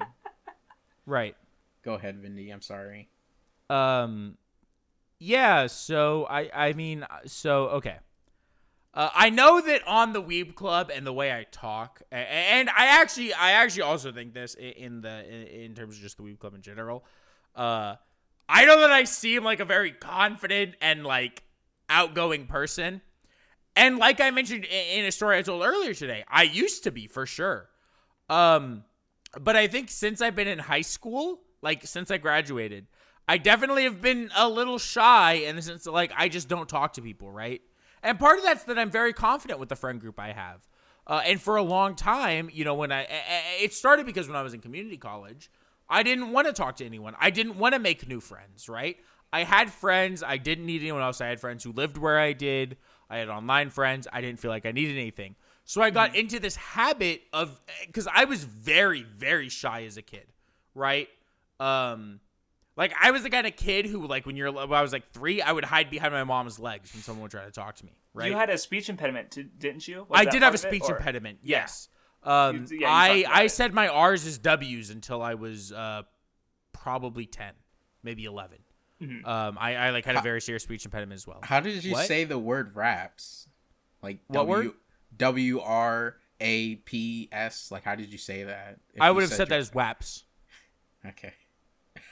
I was just and if you listen to me talk for long enough, occasionally it slips out. I'll say an R is a W, and then I just correct myself and re-say it.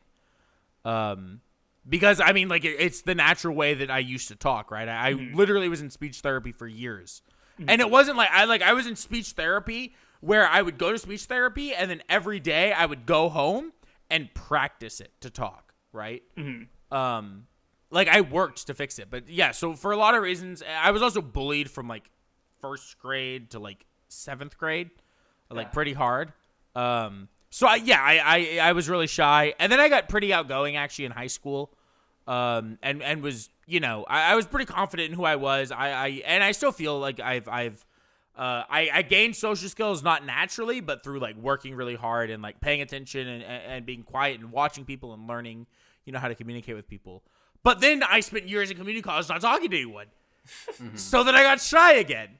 You know what I mean? Where, like, I'm not talking to people. I have my friends. And in front of my friends, I'm very outgoing. And if I'm with my friends, I'm very outgoing. Right? Yeah, if I'm with my friends, I will talk to anyone. I'll talk to random people on the street if I'm with my friends.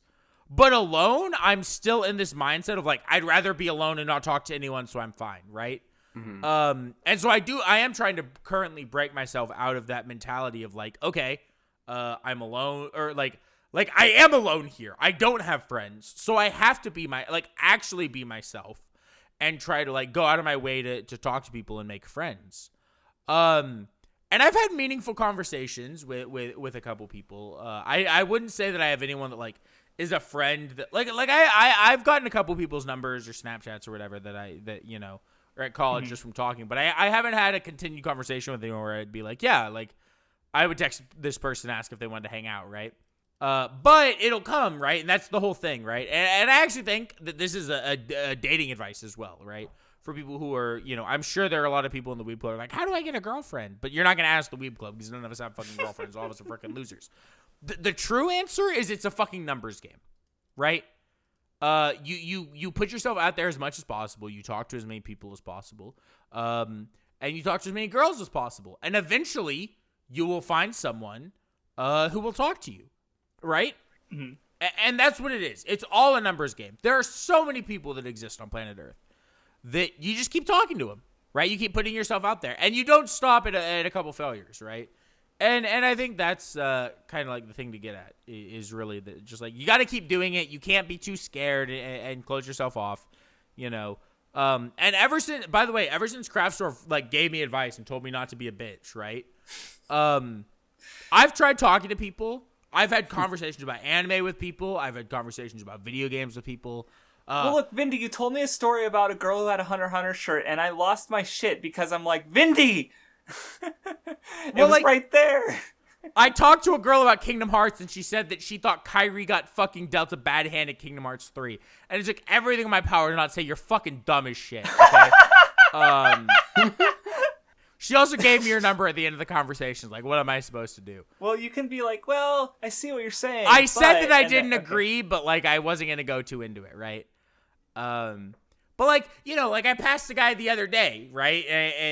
Just, like, literally randomly, we were walking, like, in opposite directions. I had a class, right? Like, I wasn't going to stop to talk.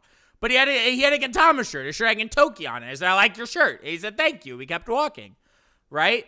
I told the guy in my class about the Weeb Club. He listened to it, and now we're going to be working together the entire semester, all right? I've been at any moment outgoing. He could hear you lose your mind about something degenerate and stupid. Oh yeah, I'm gonna talk to him on Tuesday or Monday when I have a class, and this motherfucker's gonna come to me and say, "So you want girls with ponytails to punch you?" And what do I say? You're damn right I do. Like, I'm fucked, okay? But hey, I'm putting myself out there. And if after that, he's going to be like, so you laughed about a guy who had a long coat and the idea of him tripping and falling and dying over that? And you laughed? Like... Yeah, fuck yeah, I did. Look. If and here's the, you know what? If me, Vindy Vondo, the fucking psychopath that I am, can tell people in real life about the Weeb Club, you can talk to people about the fact that you like anime. All right? Yeah. So I want our viewers to go off. Nunmanji, before we move on to probably the weekly roundup, please tell me your negative story. We're going to skip. I guess we're going to skip my story. I don't care about it. No, that's not. I wasn't talking about. Anyway, just talk about your stories. Sorry. We'll talk about that after. I forgot that goes in between, but I do want Nun to talk about his story. Oh, right. That's right. He had the negative story. Yeah. I mean, first, I guess I just wanted to comment on what you said. I feel like what you said, I mean, until the part where you're like, you know, you started being shy again, like in community college and stuff. Until that part, like, I thought it was like, it feels like one of those, like, it felt like one of those things where it seems like it's kind of better to be shy early on rather than to get shy later, because that's when it's like a pain in the ass to fix that. Because, like, I definitely think in the exact range you said of 1 through 7, instead of being shy there, that's when I wasn't shy. I mean, like, I was still shy. Like, I still was shy sometimes, but generally I wasn't. And I definitely, like, I would like in those grades, I would like actively talk to like most of my class. And like, you know, I remember like, at least in some instances, being like kind of a class clown, which sounds very alien to think that I was ever that type of person. But yeah, like, I just remember at like lunch, I was at a table and there was another table behind us, and it was like, I think it was our class and maybe part of another class that was at the table. But I told this school shooting joke. Like, I was doing this whole bit about school shootings because there was a school shooting at one of the high schools that I might end up going to. And so I mean, I could technically say the high school because I'm not in that area anymore, so I could just say it, but I'm not. It was a high school though, but so yeah, I told jokes about that and stuff. But then it was just like, you know, after that range, that's when I got like really shy because there was definitely like, you know, even then when I wasn't shy, there was people who did like make fun of me for certain things. But, you know, it wasn't one of those type of things where it like stopped me.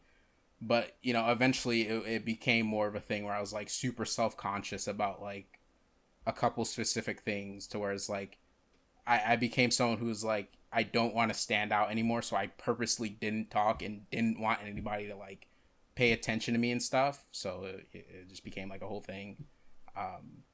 But, yeah, I mean, I guess I just want to talk about that because I think it's kind of interesting to be more shy at first and then grow Yeah, and that's funny because I was a class clown in high school, right? Like in high school, I got into arguments with people like post like the teacher's lecture because I was laughing and joking and having a good time with my friends and they wanted to do their homework. And I told them to shut up because class is over and I can talk if I want. And okay, I was kind of a dick and absolutely kind of implied that they were stupid for needing silence to do their Algebra 2 homework. But they told me they were being rude to me first. It was like this table, like 5 girls, and they were kind of being fucking cunts. And like going off about like, oh, I shouldn't be talking. Miss Jenkins finished her lecture 10 minutes ago. I could talk to my friend Nate about fucking like how I'm just a giant child if I want, okay? And you can shut up. Yeah. I guess the only closest thing I've ever had to that in high school was like sophomore year in like like in specifically chemistry class, like we had to record a video for chemistry class, and since I actually had friends in that class, I also had that thing where I didn't care to be myself even if other people saw, and where I was like okay with talking to other people since my friends were there. And I just kind of acted like an idiot during recording that video and made it like more dramatic and stuff and tried to make it funny.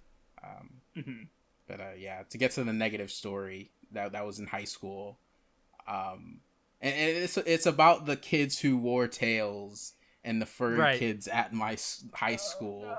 Because I'd never expected this to ever be a thing that happened, but just this in sophomore year, a bunch of furry kids just came out of nowhere. Like, I've never seen these kids before. I've never heard anything about the idea of people wearing tails to school, or people saying, like, mentioning them in other year. Well, I mean, I guess I was in sophomore, so it would have been only like freshman that year that someone could have mentioned there's these people. But, they just came out of nowhere in sophomore year, and I know there was like maybe 6 of them, maybe 7 of them. And as far as I knew, they all knew each other in some capacity, and I've seen them around. I didn't see them all together as a group, but I've seen 3 of them together, or maybe it'll be like 2 of them this time, or whatever. And with my friends in that chemistry class, we would just like talk a bunch of shit about them because it was like super funny to just talk about them, because they just did like they were so weird. Like, I know one of the kids who was like the one of the furry kids who was in my gym class. He was in my gym and health class, actually. He had like I saw his phone wallpaper, and he had like this buff animal furry thing on his phone that I saw. I don't even know how I saw that, because I was like nowhere near him. I just saw it from a distance. Like, it was one of those just, I was like, I just happened to glance over when he has his phone like tilted down a little bit. It was like fate for me to see this. Nunmanji used Paisley Park to see that shit. Yeah, like I felt like I was like he was in the line to get out of gym, and I was like all the way over back to where everyone was sitting at first, and I just saw it. Like, I don't know why I saw it. I don't know why I looked over there. I just saw it there, and it was like, oh. And it was something that I brought up to make fun of with my friends. And like, I know this in my health class, there was this person that I talked to. I wouldn't consider us like friends, like I guess, but not really. But like, he just sat next to me, and we happened to like work together sometimes. He told me this like crazy, like it was this fucking crazy story about one of the furry kids and this girl furry kid, and I don't remember so many of the details of it, but like I know the gist of it is that the girl furry got in trouble with her parents for some crazy thing and stopped coming to school, and the boy furry kid is so in love with her that he also stopped coming to school because of her. And I feel like there was something about an uncle being abusive or something. What the fuck? I know there's something with an uncle. So it's just like this wild story, the craziest thing I've ever heard, but I can't remember any of it. It makes me so sad because I know it's such a funny, crazy story, and like, and there might have been something about self-harm in there. I don't know. No, actually, no. I don't think it was. It was something else about some other kid. But yeah, so you knew the girls who did. And like, I remember, not gonna say anymore. I remember like I can't the be too much of idea a dick this episode of like going, like having someone, like daring somebody to go over and pull on one of the kids' tails. Oh no! Nobody did that. Okay, but it was just like, like it would have been funny to have gone over and said something to them. But since I usually only saw those friends in chemistry, and none of the furry kids were in our chemistry class, it's not like there was never any crossing of paths, right? Like, okay. Yeah, like I did see one of my chemistry friends at lunch, but I don't remember seeing a furry kid there. Because like the furry, I want to call it the furry epidemic. It was mostly a thing that was in sophomore year. Like I think there were remnants of them in the next year. But I don't think I saw them that often. Like completely honest, started to disappear and dissipate. Maybe it was because of that one girl. Maybe they were all fucking that one girl, and they were like, "We're all out of here because she's gone." At one time, how many furries do you think there were? I mean, I said it earlier. I think there was like between 6 and 7 of them that I knew of. I want to say, and that's enough to be an epidemic. Yes. Okay. They all popped up out of nowhere, like some kind. They all popped up out of nowhere, like COVID-19. I'm trying to figure out. No. That's what I was about to make a COVID joke. I was gonna say, how many furries for it to have been a pandemic? I feel like I've also heard a little something about like the middle school of my school also having like weird furry kids. So there might have been a new batch of them coming, the Delta variant, but I never saw them.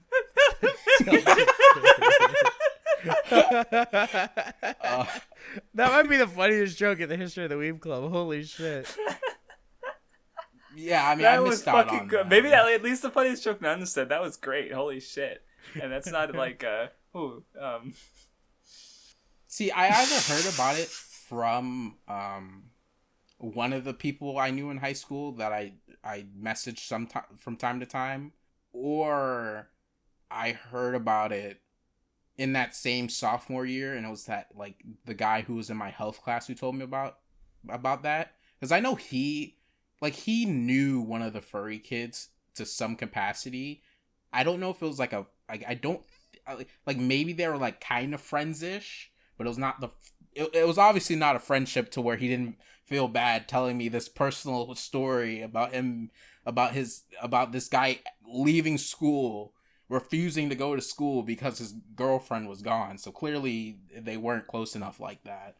But he might have been the person who told me those kids were in the middle school, because he was like, that kid in my health class was a freshman, so he would probably know better, I guess. I'm really curious on what the school is like now. Like if this new batch has arrived. What percentage of students growl at other students in the hallway? It's so weird too that like, as much shit as I could talk about the one that was in my gym class who barked, it was really cringe, and he literally refused to ever put on his gym uniform and do the activities. Oh no. He was one of those. And he almost failed the class. Or maybe he ended up failing. I know he did end up starting to put on his gym clothes, and I think the specific reason he didn't want to get dressed, or at least one of the reasons, was he didn't want to take off his tail. Like, I swear that was one of the reasons.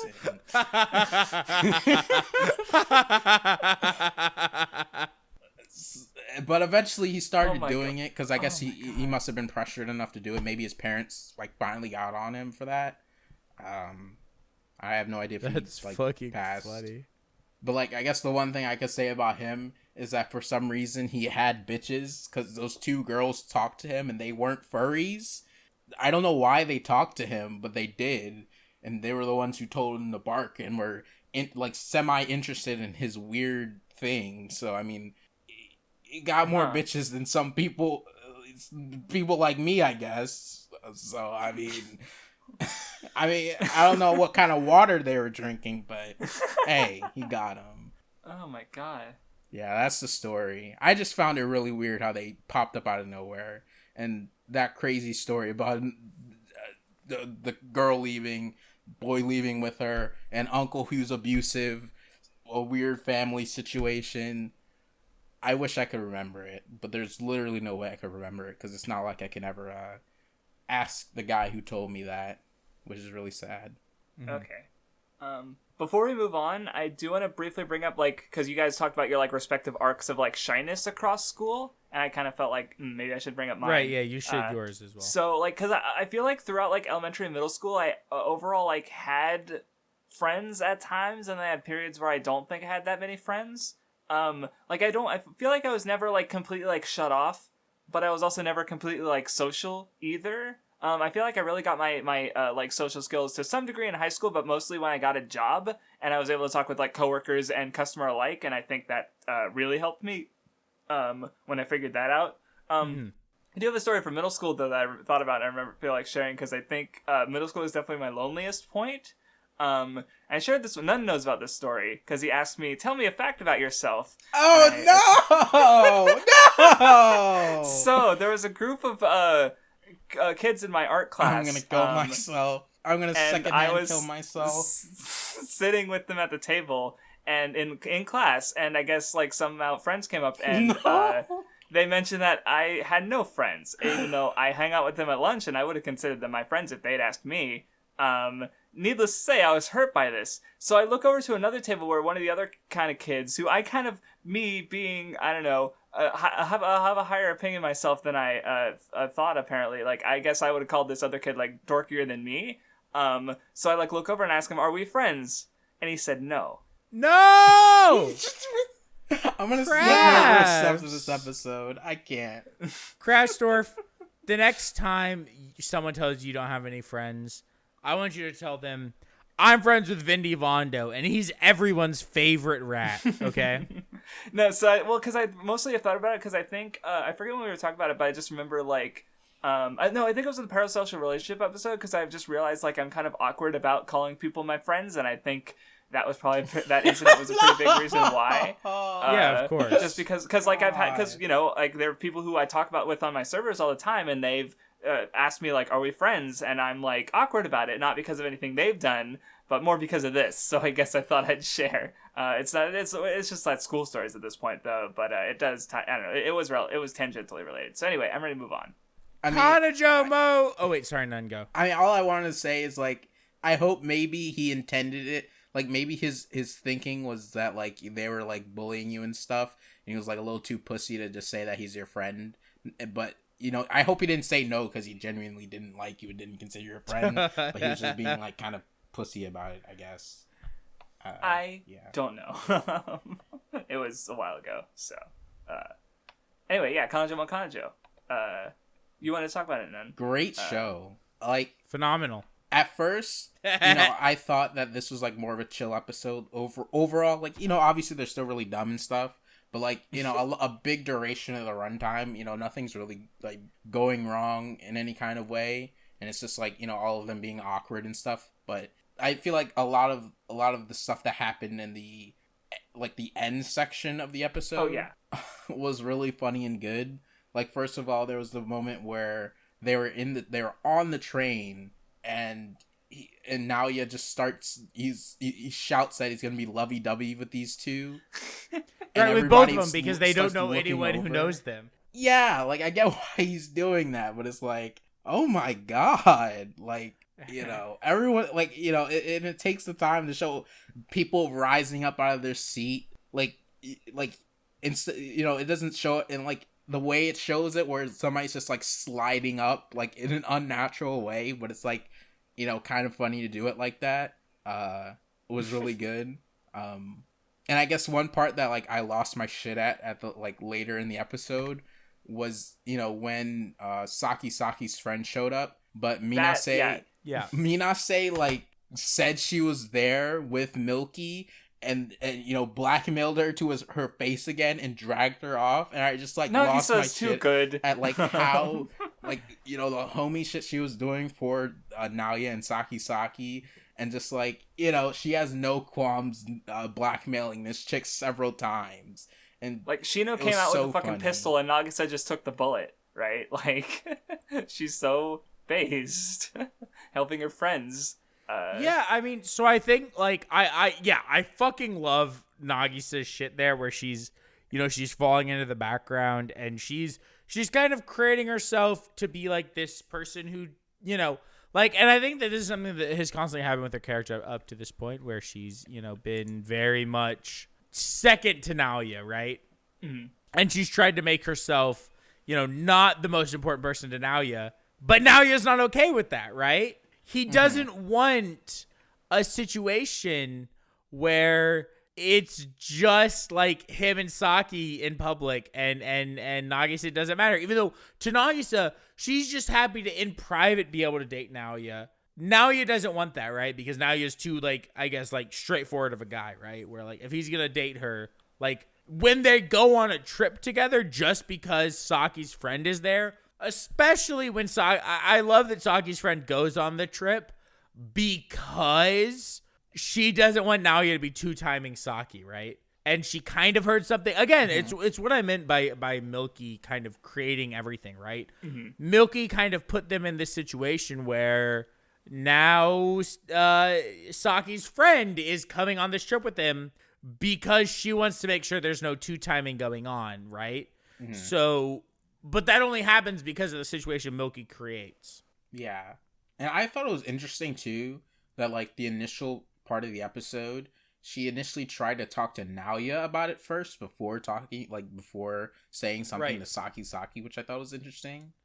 Because she, you know, like, if she's Saki's friend, right? She'll have known Naoya for long enough to know that, like, the motherfucker won't lie, right? Or also that, like, she's giving him the chance to be honest before she goes to Saki, who might not know. And like, because obviously she doesn't know about the polygamy, because he could be cheating on her, and that's, like, you know, like, he's giving him the chance first, which is not, you know, Right.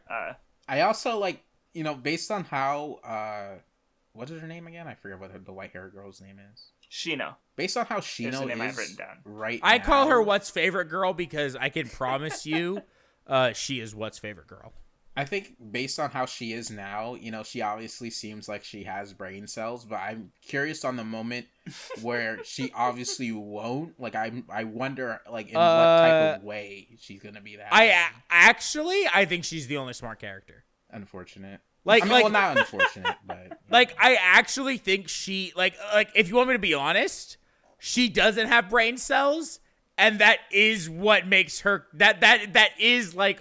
Almost that is her character arc, is that she has brain cells and she needs to not have brain cells. Okay. Yeah, I mean, yeah. I mean, she's still still gonna have that moment of being dumb at some point and being crazy. Yeah. But, like, she currently is, like, the only actual smart character in the show. Yeah, like, Saki gets her half a brain cell from her, right? Like, no, like, she is the smart character, and she is the character who will look at everything going on and be like, y'all are fucking stupid. No, like, the whole, like, Naoya, like, going to help Nagisa, so he breaks into their bath, and, like, we see Nagisa's fat ass, and he, like... I'm glad you pointed that out. When she, like, fell on the ground and her ass was right in the screen, that was glorious. Nunmanji, can I ask you a question? What's the question? Are you a tits or an ass man? Probably ass. Smart man. All right, thank you. That was all I had to say. When Naoya, like, you know, went over the fence and was like asking Minase to come over with them, part of me was hoping that he would like literally grab Minase and carry her over the fence. Like, that's what I was thinking could be a possibility. That would have been so funny to see. But, you know, it makes sense what happened with Minase like leaving so that she can try to make him and Saki be alone, but, like, you know, it ends up being a thing where she accidentally isolates him with Milky, which was like a really good way to do that, I think. Mm-hmm. Do you have anything to say, Vindy? Yeah, so I fucking love Milky at the end of the episode. I love that she No, you sees don't, this. you liar bitch. Yeah, Vindy forgot to watch the episode, by the way. Yeah, I did. So yeah, I mean, so that's why I was laughing earlier. There was a moment where I was fucking giving my cackle. That was because I forgot to watch the episode, but I've read it all. As you know, dutiful. That's why I had to call you a liar, because if you said, you know, I like Milky there, and then you just. Well, I do like Milky there at that point in the story. Yeah, right. But you the way you said once you said episode, I was like, nope, I'm getting your ass. But no, I do want it to be known. I will watch both episodes by next Weeb Club recording. I promise. They literally, to be honest, the only reason I didn't watch the episode is actually because I'm current with the manga. So it literally became a thing where it was like, oh, I know what's gonna happen. I don't have to watch the episode first chance I get, right? But what the fuck is this? Okay, don't talk to me. Yeah, like I actually think that, like, you know, I love that Milky sees this opportunity and like almost doesn't care that she's naked. What matters more to her, right, is seducing Naoya. Because like she's at a point right now in the story where her entire goal is to seduce Naoya and to get Naoya to only like her, right? And I fucking love that. And I love that, like, she sees this opportunity as in see it as like, you know, oh, I'm naked, but instead, now's my chance. Yeah, she literally pulls him into the hot tub. Yeah. And so what happens next episode, I'm going to talk about how I fucking love it because it's actually fucking, like, great. But I love Milky, and I love the way that she handles these situations. And I love the way that she kind of sees it. You know who it reminds me of? Who? Satsuki. Where I think Let's go. I think Satsuki sees an opportunity and she fucking takes it. And I think Milky sees an opportunity and Milky fucking takes it, right? Where like these women see this opportunity with the guy they like and they don't play fucking games, right? They don't play a fucking game of, oh, will I, won't I, right? They see their fucking opportunity and they do everything they can to try to get what they want. And you know what? I fucking respect that. I fucking love that. I think that's great. It's kind of interesting how, like, Milky is kind of like, it's kind of one of those things where it's like you could look at her and you can actually like think that being a thought is respectable because like part of what gives her strength is having done YouTube and how she, you know, what type of content she makes it's and what almost she's had to like do. Ridiculous. Yeah, no, she has a confidence in herself that like Nagisa doesn't have and Saki doesn't have, right? Yeah, like Minase and I love that because Saki fear being usurped by one of the other girls, whereas it's like almost positive towards like OnlyFans and shit like that, right? Where like you know, and I mean Milky even mentioned it, you know, when she was in the campsite where it's like she works hard to maintain the body she has, she works hard to look how she does, so she's proud of that. So she's not afraid using that to get what she wants. And if what she wants is subscribers on YouTube, she can get that. And if she wants is Nagisa, or not Nagisa, Naoya, she feels comfortable that she can use what she has to get what she wants, you know? And I think that's really, I do think it's really fucking good. Yeah, I mean, like, I definitely think that Milky, you know, if you were to say, like, oh, this is the most interesting character in the show, it would be Milky. Like, she easily, at least so far, brings the most to the table. Just, you know, just in terms of making everyone, like, active and making everyone actually try to make moves. Like, both of the girls now are and we haven't even seen to make, like, get Naoya to kiss them because we haven't even seen it anywhere near the best of Milky, by the way. And that like that's actually just being honest. The manga. We get it. No. Like I'm being serious. Like the fact that you say she's the most interesting, like, means something up to where it is, because I think she actually is so fucking good in what else has been done. And because you haven't seen it, it's one of those things where it's like, when you read it, at the minute that the anime's over, you will agree that it's like, you know, even if she's not your favorite, and I can understand her not being your favorite, as a character, she's fucking insane. What chapter is the anime on? So I don't know for sure. However, We're in the Hot Springs arc, which is where I did save a color page so I could look, and it's probably around there. Oh, there it is. I just saw it. Never mind. The chapter's not on it. I would say no more than the 30s. Okay. All right. Okay, that makes sense. Because I was just wondering, because, like, you know, I do think series like this can definitely have a decent amount of the beginning not necessarily be the like quite the emotional crux of the series. Like if whatchamacallit, if Kanojo wanted to become more emotional or whatever, and more like I don't know if I want to say dramatic or not, but like I think it's still really like relatively early on for this type of series standards, I guess. Because like even like whatchamacallit, even Nagatoro, which I've read recently, I wouldn't say it's gotten into the things that are like super good between Nagatoro and Senpai. Like it's still in that part where it's like, you know, in some part trying to be mostly like fun and, you know, and you know, Kanojo still being like fun and dorky and like everyone's dumb and stuff. So it'd be interesting to see when it like if and when and how it has its shift. Especially because the anime is like such a small part of the story, and I think people who only watch anime sometimes forget that. Especially with how people talk about Rent a Girlfriend based on just the anime. Like, people are so, like, actually stupid about Rent a Girlfriend. So, like, it's made me kind of want to try and keep in mind how much Kanojo could possibly change. And I still do really like it, and I would still like it even if it didn't, like, change drastically. But I do think there's another side to the series that could easily be there that we just haven't seen yet. Mm-hmm. Yeah, I mean, I'm really excited for the next episode because I think the next episode, and especially the last episode of the season, is going to be ridiculously good. So I can't wait to see what y'all do. Like, what y'all think of it. I don't have much more to say, or any more to say, rather. So. I mean, I guess I'm just happy to see Shino, finally. Yeah, actually, in the story for a change. So I mean, yeah, I mean, I don't even think it's a spoiler to say. From this point on, she's a part of the story. Okay, cool.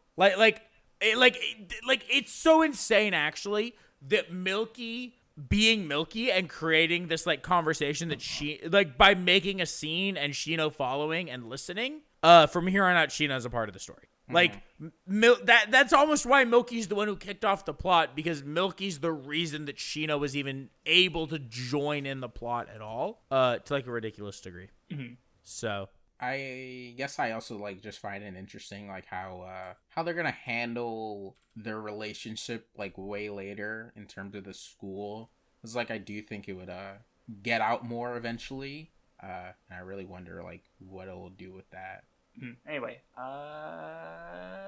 none. Unfortunate. I haven't really consumed much since last episode, and I kind of wanted to save the thing that I've been watching for when later. You finish it. Yeah, I mean, I finished season 2 part 1 of ReZero, and you know, I'm 5 episodes into season 2 part 2. Save it. I literally don't know what else to pick though, because I talked about Danganronpa 2 last week. Fuck! You're not watching the MCU with us anymore, so you can't talk about Guardians 2. I mean, I don't think I talked about Spider-Man, I guess. Because I accidentally watched it. Yeah, talk about Homecoming. Yeah, we haven't watched it. We're watching it next Wednesday. But we've already seen it. Save whatever you can. Talk about ReZero when the season's done. Because I can promise you when you finish season 2, part 2, you're going to want to talk. I mean, I do already want to talk about it now, and I could just bring it up I twice, know, but whatever. But you're going to want to talk about it more. Yeah, I'll talk about Spider-Man. Because you really liked Homecoming, right? Yeah, I really liked it a lot. Like, it's definitely, like, up there a lot in terms of Spider-Man things. Like, you know, like, to give an idea, my ranking would be, like, Spider-Man 2, Spider-Man 1, Homecoming, probably Spider-Man 3, and the Spider-Verse, Amazing Spider-Man 2, and then Amazing Spider-Man 1. So it's like... With a huge power gap between Spider-Verse and Amazing Spider-Man, right? Yeah, of course. Yeah, it's not close to be at clear, all. So, because some people are going to be like, None has Spider-Verse as his 5th favorite Spider-Man movie. Like... It's still really good, but, you know, I just really love the Raimi trilogy, and so, you know. But... Yeah, Homecoming, I liked it a lot. I definitely think that it, like, I think that I really did feel, like, refreshed with a lot of the changes that they made to Spider-Man. And I think it was, like, so necessary that they took the angle that they did in the MCU. Because, like, the standard Spider-Man story, I guess, I mean, quote-unquote standard Spider-Man story and the standard, like, setup, I guess, is just something I don't think they should have done. And I've seen a lot of people, like, complaining about MCU Spider-Man on Twitter, like, recently, just because a new trailer came out. And I just think they're just not thinking with their brains. Because it's just, like, you know, like, yeah, it's only the third live-action Spider-Man. Since the turn of the millennium, right? Like... Yeah, but there's also the cartoons, like, a bunch of cartoons. And I know a lot of the cartoons have differences and, like, do very different things. But there's still a lot of them that do have the more standard story. And so, like people have seen this, you know, the general setup of having Uncle Ben die, or, you know... Radioactive Spider, like... Yeah. We don't need to see it all again. And I like how, like, Civil War gets across that this is the thing that happened just the way Peter talks about it, right? Like, when Tony goes and talks to him in his room. But we don't need to see it again. Right, well, like... And I had this conversation with fucking Daniel videographer, that motherfucker. But, like, I personally don't think Homecoming's an introduction movie. You know what I mean? Like, Homecoming isn't an origin story introduction movie for Spider-Man. He was introduced in Civil War. He doesn't... Spider-Man needs no introduction. He's fucking Spider-Man. Everyone knows what his character is. Yeah, it's like, just it's a Spider-Man literally story. Working off of the expectation that people know who Spider-Man is and can for one, you know, fill in some blanks, and for two, and like, yeah, and like in the movies they do kind of reference things that could point towards, like, yeah, he was bitten by a radioactive spider and things like that. So it doesn't need to literally show it. But I will say that in, like, Civil War, I wasn't, like, a big fan of his introduction. Not that it was bad or anything. I definitely don't think it was, like... Well, I think it was... Oh, look, I just checked. So Amazing Spider-Man 2 came out in 2014 and Civil War came out in 2016. So there's a 2-year gap between Marvel just kind of, like, throwing Spider-Man in there without really explaining his backstory and, you know, the last movie in a pair of movies that just went through it again. Restart it, and you kind of just have to already have this basis for Spider-Man having already been a thing and doing his own thing and being a guy, you know... And working off the general idea, of Spider-Man. What were you gonna say? That Spider-Man was added later into the production of Civil War. Yeah, they probably just barely got the rights, like the full rights to use him from Sony, and, like, talked everything through. So yeah, like, I do understand why he might have been a last minute inclusion, but I do think, at least to some extent, it was just like I you know, again, like, I liked that Spider-Man was there, and I really liked seeing him in Civil War, like him taking Captain America's shield and him being, like, a nerd. Like, he's such a fucking nerd. Like, it's like they fucking Deku-fied Spider-Man with all the fucking nerd talking that he does and about the other heroes. What do you think about Ned, though? Ned's really good. I really like him. You know, that's another thing that I like that his best friend isn't Harry. Like, I like that he's a very different person. He doesn't have the Oscorp baggage, right? That they have to deal with on a story level, right? I also think it's have great. Ned be a friend, right? I also think it's great that Ned is a bigger fucking nerd than Peter is. Yeah, I mean, yeah, he's definitely more of a loser in a sense. And, like, I could see, like, because Peter hangs out with Ned, it makes Peter look like even more of a loser because he hangs around with Ned, who's, like, more nerdy and awkward and, like... Right, like this is the only person he can have as a friend, right? Yeah, he shouted over to, whatchamacallit? What the fuck is her name?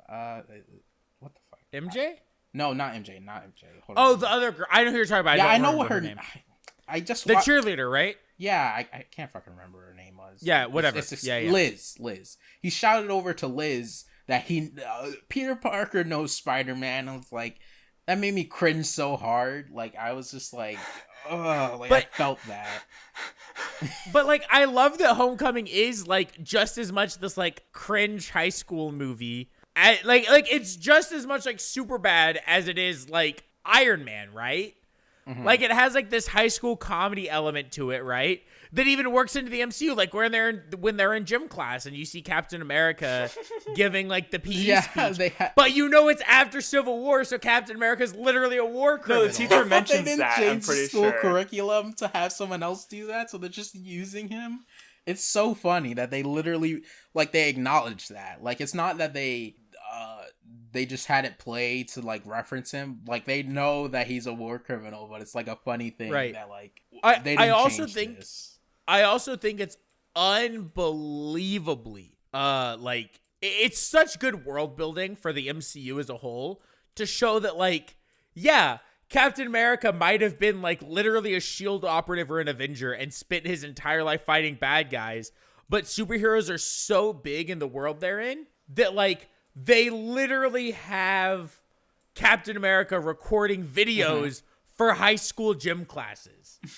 And not only is it so common that like he did it, but like nobody gives a fuck that Captain America's talking to him, right? Like everyone treats like, that as normal. As normal, right? Because like and even corny in a sense, like because like when we were in school, right? There are absolutely celebrities that if you had seen a video of them, it'd be like, oh my god, it's fucking like I don't even know, like Kanye West is doing my gym video. But, like, that's not who it is to them. It's like, fucking Captain America again? I don't care anymore. Yeah, they said he recorded, like, 100 something of those. Or maybe that wasn't a number. Maybe I'm just... Right. But yeah, like, it's one of those things where it's so common that they actually just don't care. And, like, that's such good, like, actual world building for, like, the minutia and, like, the day-to-day lives of normal people in the MCU that I think is, like, super sick. Yeah. You know, and aside from, like, the initial scene of Spider-Man, you know, within Civil War, you know, as I said, I generally liked how he was in Civil War a lot, and being like really nerdy and stuff. I also really liked in Homecoming how they kind of, you know, they like with Flash, like they didn't have Flash be like this big figure, within like the school life of Peter. Like, they just made him this random little Indian kid who says mean things to Peter once in a while. Yeah, like, he's just a dick. Like, you know what I love about Flash? Yeah, we were talking about bullies and how they don't really exist in high school. He's not really a bully. He's just an asshole, right? He's actually he's way closer to what an actual bully would be like nowadays. Yeah, well, also, what I fucking love about it is literally that, like, Flash isn't even like a cool guy in Homecoming, right? Yeah. Flash isn't this like tall, blonde, jacked fucking football player. Yeah, right. Flash is an academic. Flash is in the academic decathlon. Like if Peter's like in like F tier, then like Flash is like E tier, maybe D tier if we're gonna be generous. Right? Like he's still like, low. Flash is Flash is like the cringe guy who the only way he can get into a house party is if he's DJing it. Right? Mm-hmm. Like Flash is a fucking geek. And Flash is just a dick to Peter because he feels like he's above him. But I fucking love the story beat of Flash just being the world's biggest Spider-Man fan as well.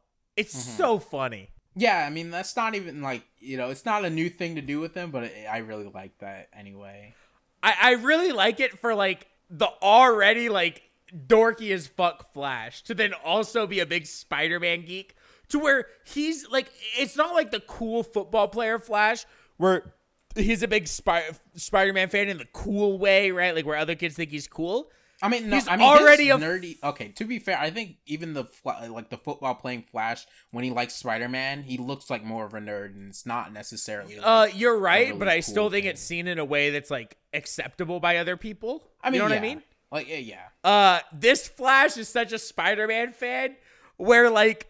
People would already think he's fucking weird with how much he likes Spider-Man, right? Yeah, and Spider-Man's still like a niche hero at this point. Right. Well, there's the shit at the end where like Spider-Man could have become an Avenger if Peter didn't. Yeah. I love that scene, I love by the that way. Iron Man wanted him to do this, but then played it off when Peter made a mature choice. Like, this was like, you know, he made it seem like this is what he intended. But then there's the room full of people who are waiting for an announcement. It was really good. Yeah, I love that he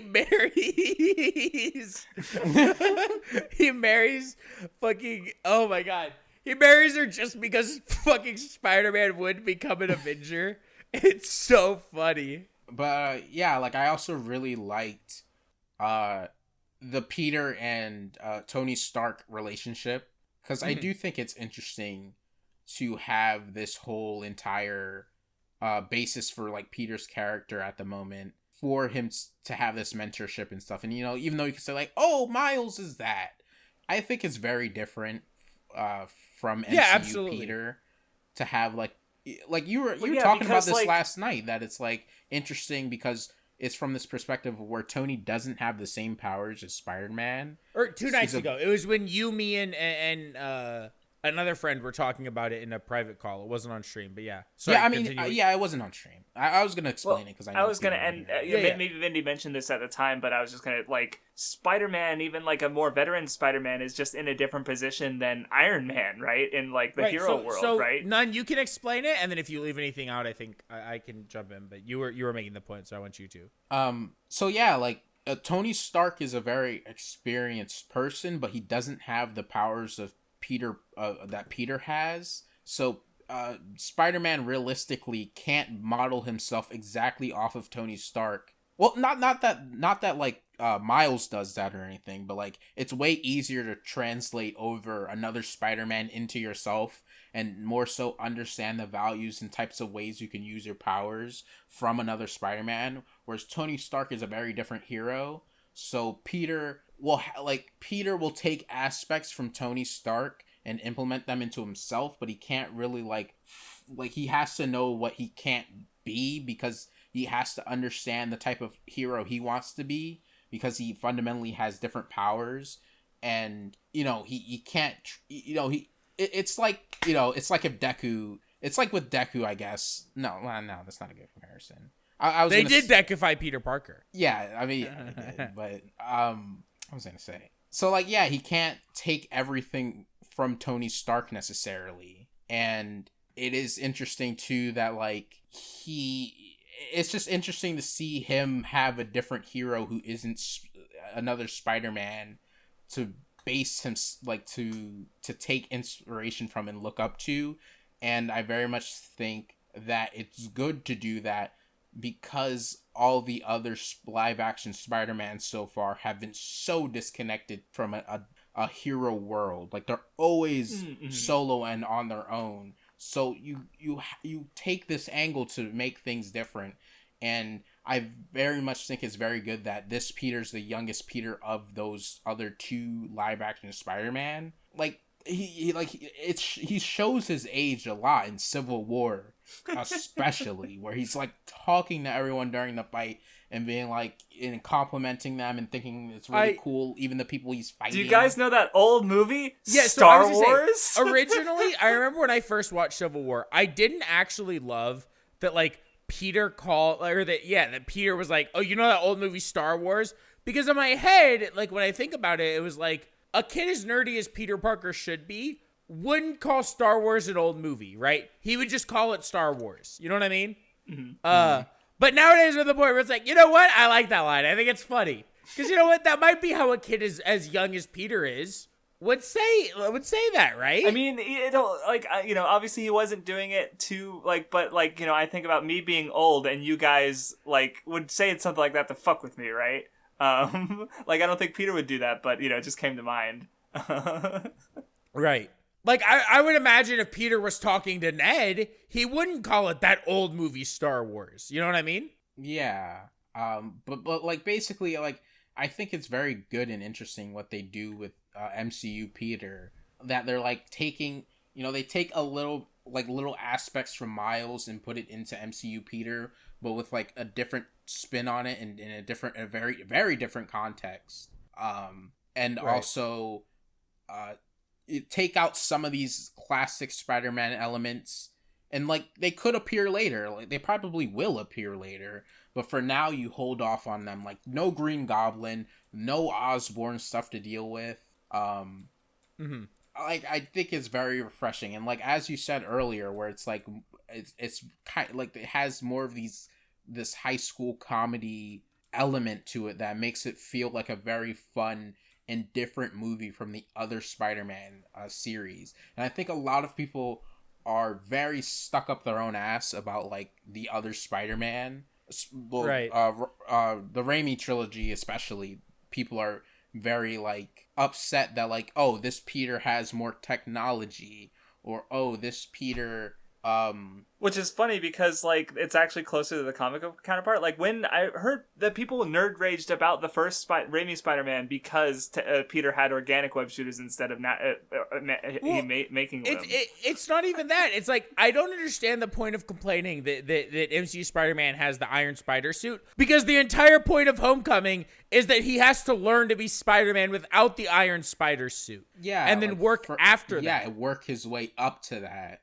Whereas, like, people really simplify it to this, like, they think that it's just, like, handed to him, and it's kind of like, oh, all these heroes have, like, I saw a tweet where someone's like, all these heroes have nano armor tech things, and, like, being really, like, cringe old men about it. He really was Dekufied.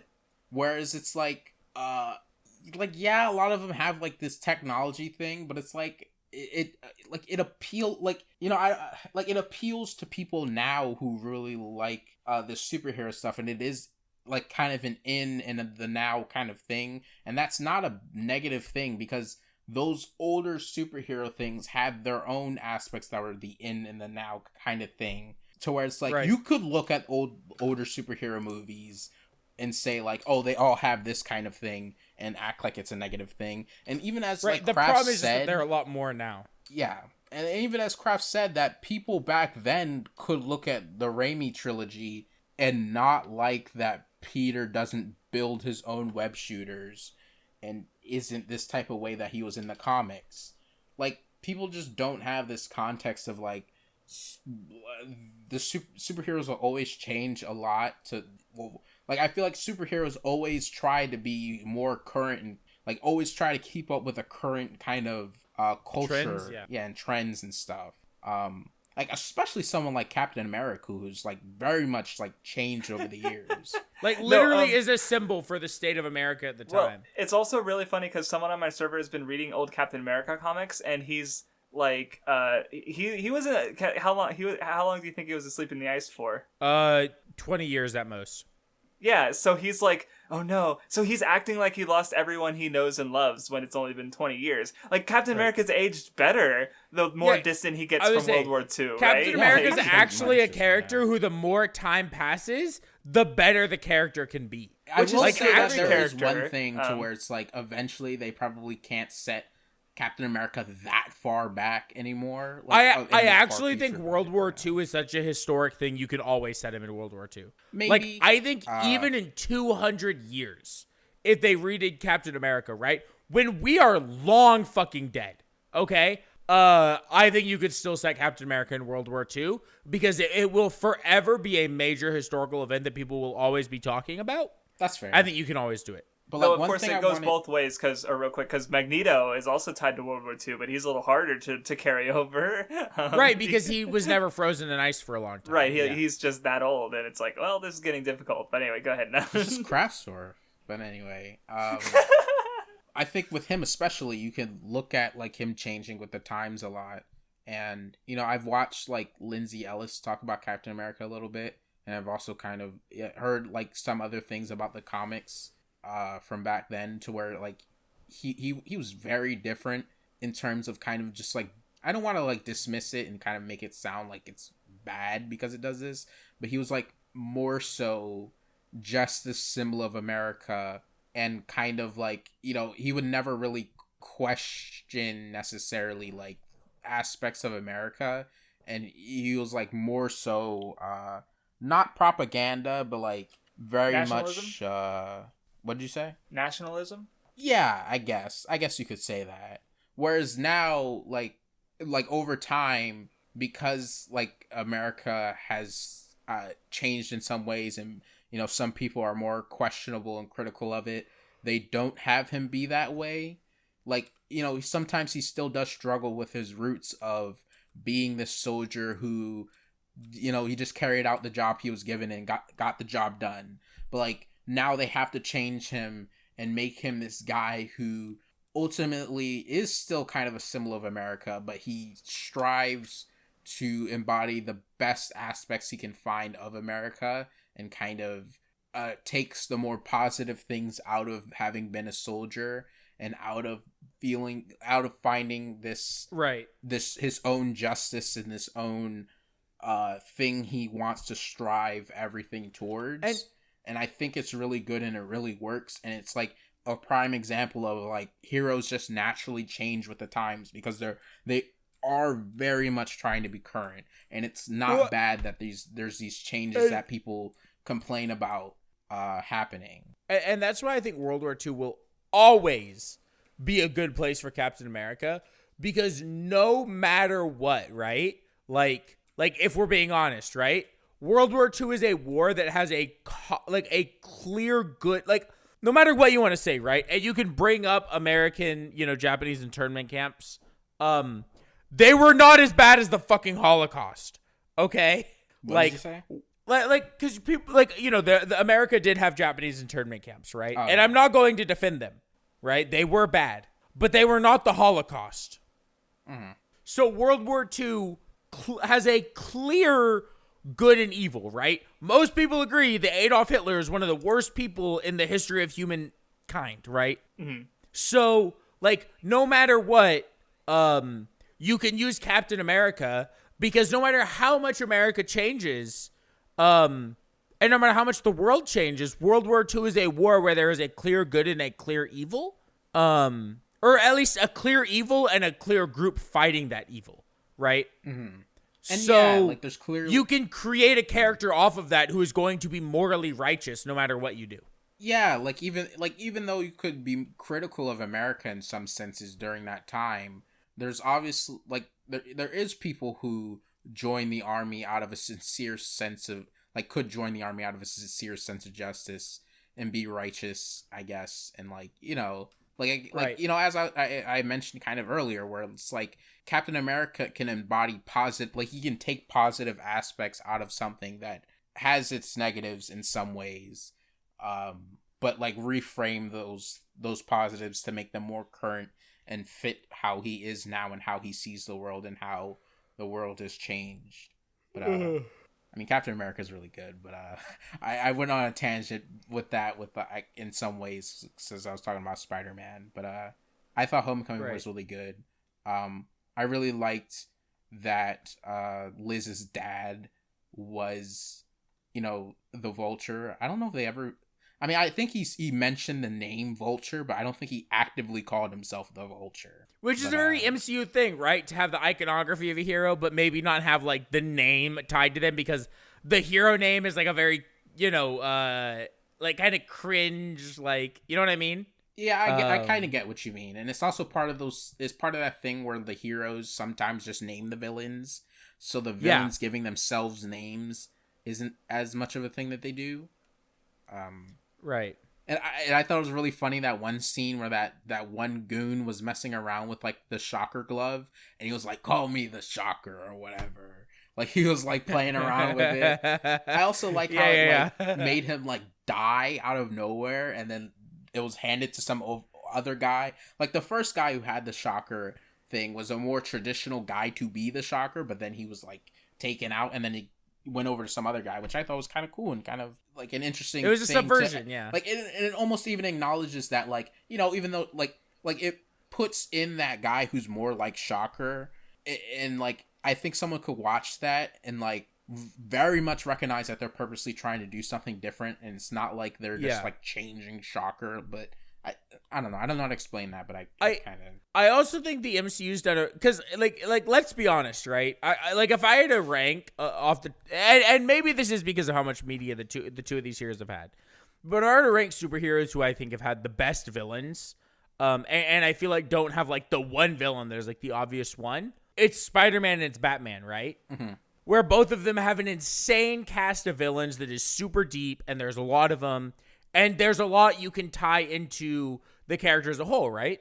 Mm-hmm. And I think what the MCU did really well is, the two MCU Spider-Man villains we've had have not been movie villains before, right? Yeah, I really like that.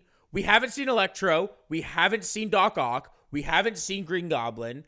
We haven't seen Venom. We haven't seen Sandman. We haven't seen Lizard.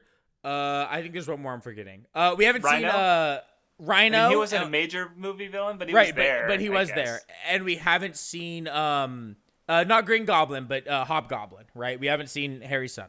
Or Norman's son, I'm sorry. We haven't seen Harry. So that's like a huge list, right? Of Spider-Man villains that have been in movies that we haven't seen, right? And they instead did Vulture, who's also a great Spider-Man villain, right? And I also think it's interesting that, and I don't know if you know who the Far From Home. He's in the trailers, so none should know. But they used him for the MCU Spider-Man way later. Cool. Well, I mean, I don't know if you know who the Far From Home villain. So the second Spider-Man movie, the second MCU Spider-Man movie villain is none. No, I don't. You know? Oh. I don't. You don't? Okay. I'm not going to say which Spider-Man villain it is. Again, it's a non-movie villain. I think it's Scorpion or whatever. Right. I'm not going to say. I'm going to guess that's the movie. Whether you're right or wrong, I'm not going to say. But again, it's a non-movie villain. And that's really good as a Spider-Man fan because I like seeing villains that we haven't gotten a lot of. Yeah, like it's actively trying to be unique. To distance itself. Distance itself. And I think it'll be really cool that moment when they finally bring in Green Goblin, or even make Harry be some new kid at the school and his name's Harry, and so it's oh shit, it'll be crazy. Don't let's not pretend like you haven't seen the No Way Home trailer, right? Mm-hmm.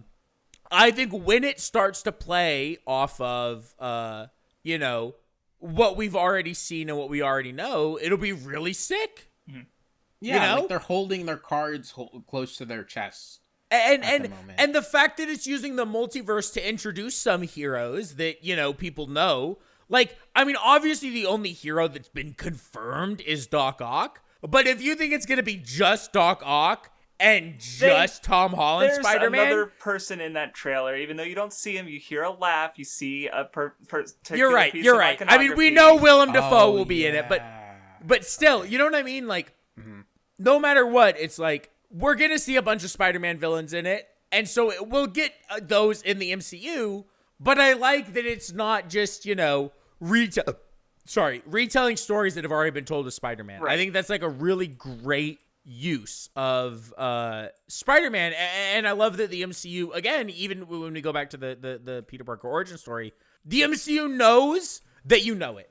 The MCU knows that you've either seen the Raimi trilogy or the Amazing Spider-Man movies, or both. Oh my God, he has a vengeance.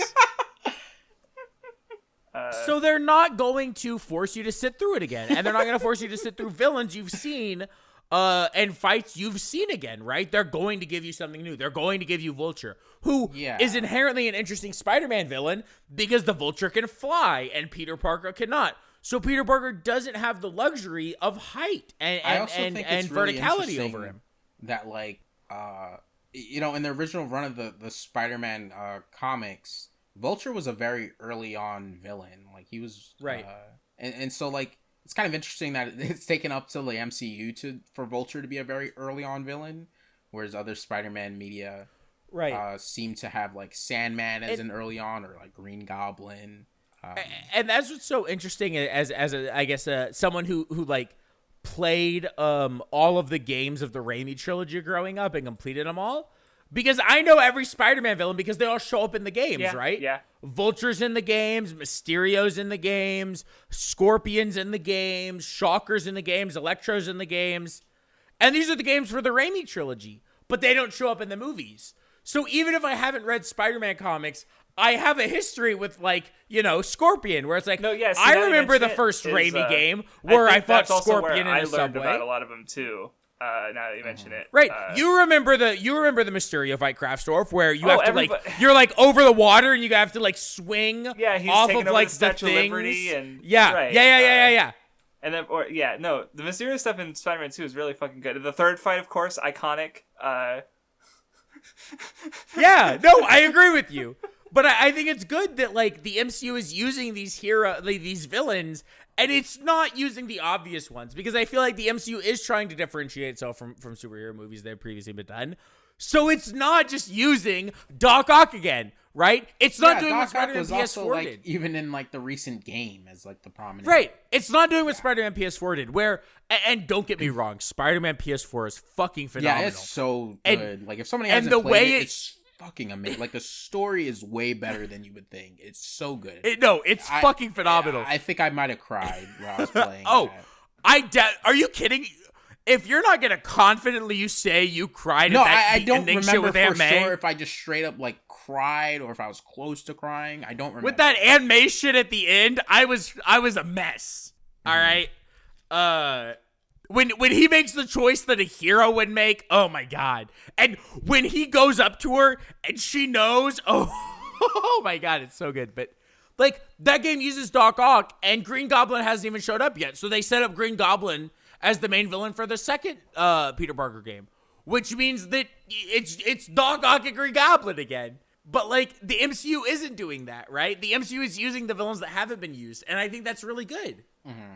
Yeah, like as someone. Like I think I've like at least of you two, I think I've definitely like seen the most Spider-Man like media like I think I've seen I've seen most of the cartoon series and the Raimi. Honestly, I mean, you guys have seen the Raimi trilogy, but like honestly, I just feel like I've watched a lot of the TV stuff that you guys might have not seen. I think I would be. In terms of time spent with Spider-Man media, I would probably be close to you because of the Spider-Man games I've played. That's fair. I wouldn't like, say that like I've just straight up consumed more Spider-Man media than you guys, but I think I've consumed more of the stuff that you're like watching. You guys definitely consume more than me. Yeah, you've definitely probably watched more of the shows. I think the only Spider-Man shows I've seen were the Ultimate Spider-Man I was there for y'all when you watched, and the 90s Spider-Man I watched as a kid. You meant Ultimate Spider-Man is a different show. Actually, if that was even a show. It was a show. I didn't even say Ultimate Spider-Man. Ultimate Spider-Man was a show. You said Ultimate Spider-Man when you meant said Spectacular. we were watching, when you meant Spectacular. Sorry, what I meant to say was the Spider-Man show that y'all watched. Yes. I didn't even know what the name of it was. The Spider-Man show y'all watched. Yeah. But Spider-Man games, I've definitely played the most of out of everyone here, and I'm not even gonna fucking hear otherwise. No, I definitely wouldn't say that you didn't play the most, and that's like part of why I mean, I did play a bunch of them, but I'm not gonna argue. So. The MCU Spider-Man, how I do, because I've seen most of the cartoons in some capacity, and seen the movies. So like of the casual people who are watching the things and don't read comics. Like, even with that, I'm very familiar with these things to where it's like MCU Spider-Man is very different from all of those things. And not that there isn't some of those cartoons that are very different from other things that have come before. Like Ultimate Spider-Man's pretty different. And I mean, I don't think it's like amazing or anything, but it's different. But like MCU Spider-Man is very different, and I think it's doing a lot of cool things. I also really liked. I really liked the fight between Peter and Vulture. Like, I just kind of like how it ends and how like Peter saved the shipment of the stuff that was supposed to go to the new Avengers Tower or the new Avengers location. It wasn't a tower. It was a new. It was just a new building. It wasn't like a tower. Right. But I mean, I guess one thing that I thought was like weird. And it's not at all a problem. Not at all a problem. Like, I wouldn't, like, I feel like another person would be very cringe about saying this. It's kind of weird that there wasn't, like, Iron Man suits guarding the shipment. Because we do know that he can have them be active without him, like, without Tony Stark being in them. Do you want probably the best answer I could give for why that's probably not the case? Yeah, go ahead. Ultron. Okay, yeah, that makes sense, actually. I would completely believe that Tony would stop doing automated bullshit after Ultron happened. And that Ultron kind of forced him to stop doing that because it was so, like, him going so hard into that automated stuff and being almost distrustful of people caused him to fuck shit up. I would also say something I just thought of just now was maybe it was more so one of those things where it's like he didn't want to make it overly guarded and draw attention to it, and it was supposed to just kind of be this low-key thing. Maybe that's not. Well, a he good could have had automated suits like inside, right? Like where they're not it could have been more people but still protecting. Like it could have been someone at least inside in the part where all the tech is.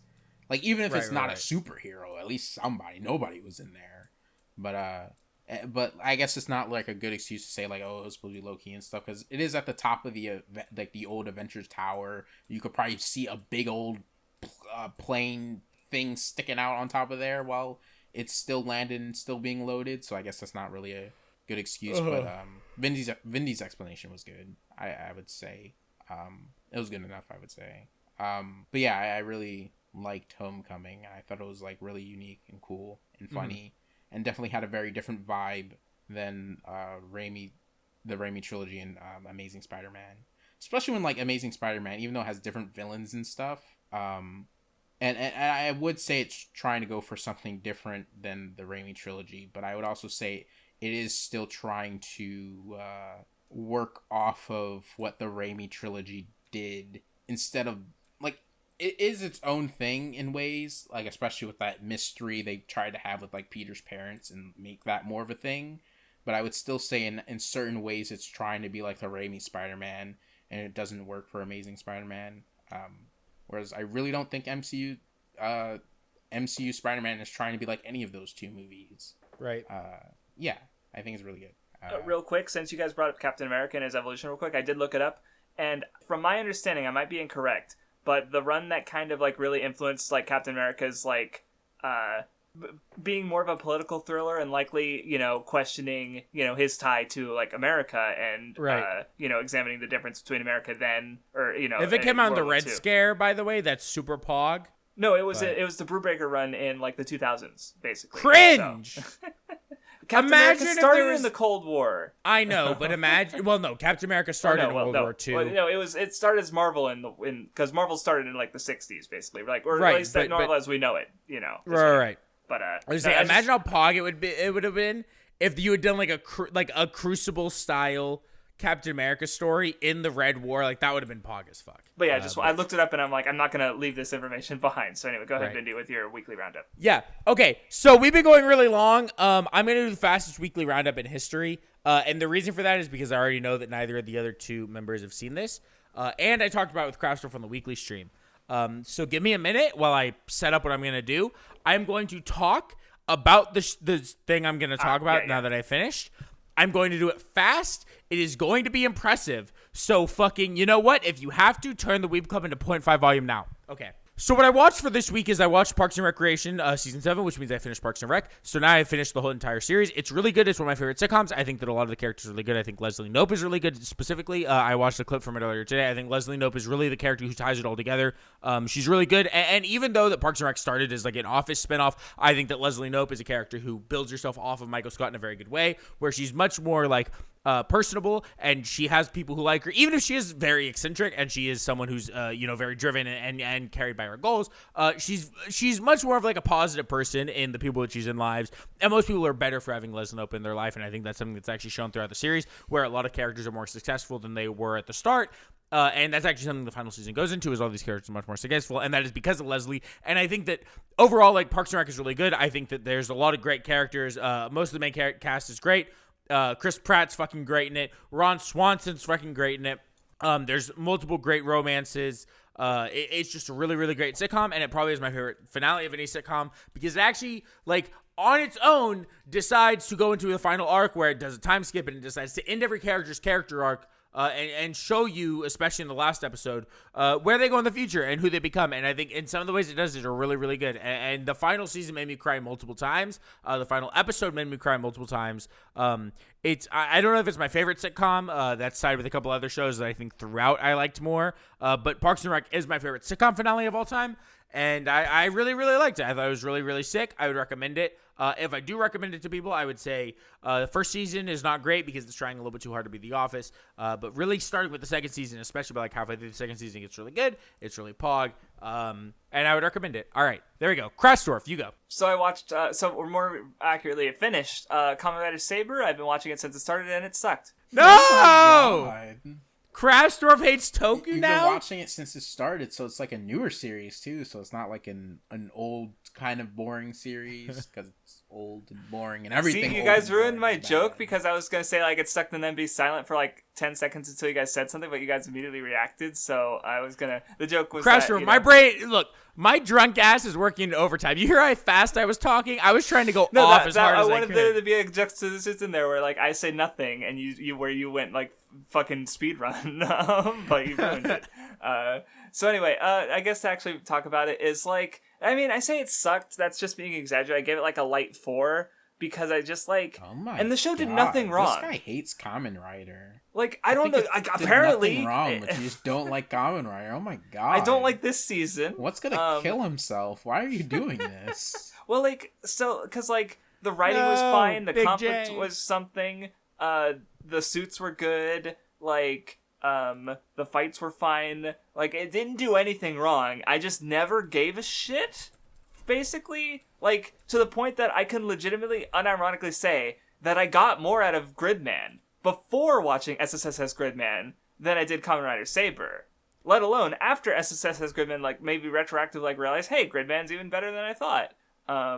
And before, like, I actually had to change my script because originally I was going to say that the original Gridman was my least favorite Toku series that I completed.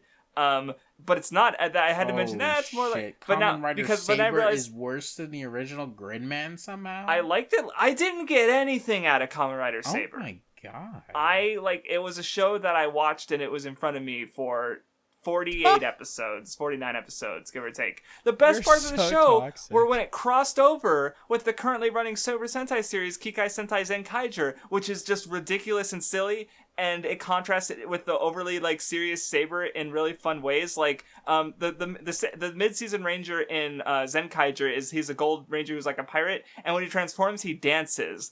And every time he did that with around the Kamen Rider Saber cast, they look at him and they go, "Why are you dancing?" And it was funny every single time because it's never questioned in Zenkaiger. But with the Saber characters, there's like, what the fuck is going on? Is he Fortnite dancing? Is he flossing? Yeah, sure. I don't know. I don't know the Fortnite dances. But then, and it, like, the worst part is, like, the fucking Zenkaiger crossover episode has, like, 2 characters from Saber in it. And they legitimately get their best characterization in Zenkaiger in a different show. Like, what?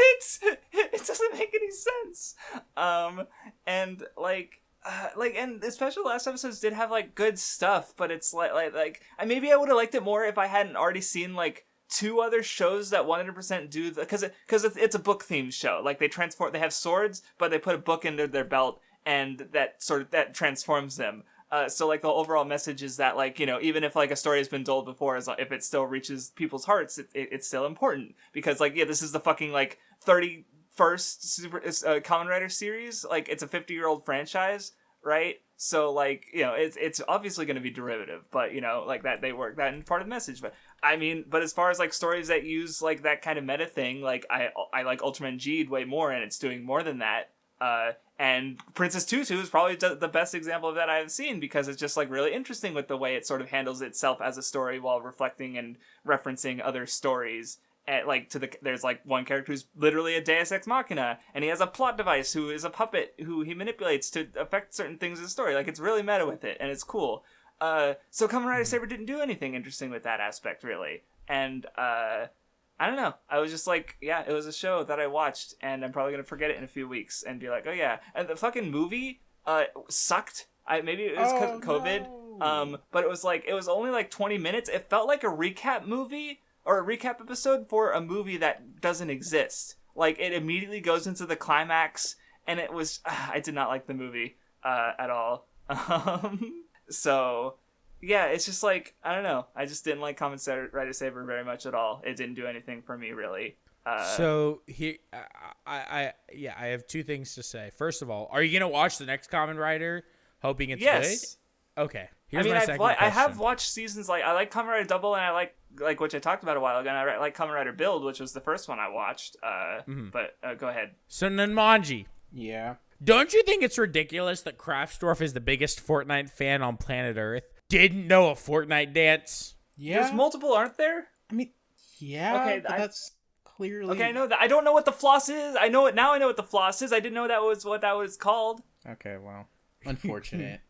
You know what? I didn't know it had a name. Did you notice that Craftsdwarf did not deny that he was the biggest Fortnite fan on planet Earth?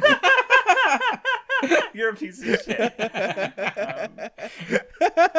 Ain't no shame in kinging like Kong sometimes, retard.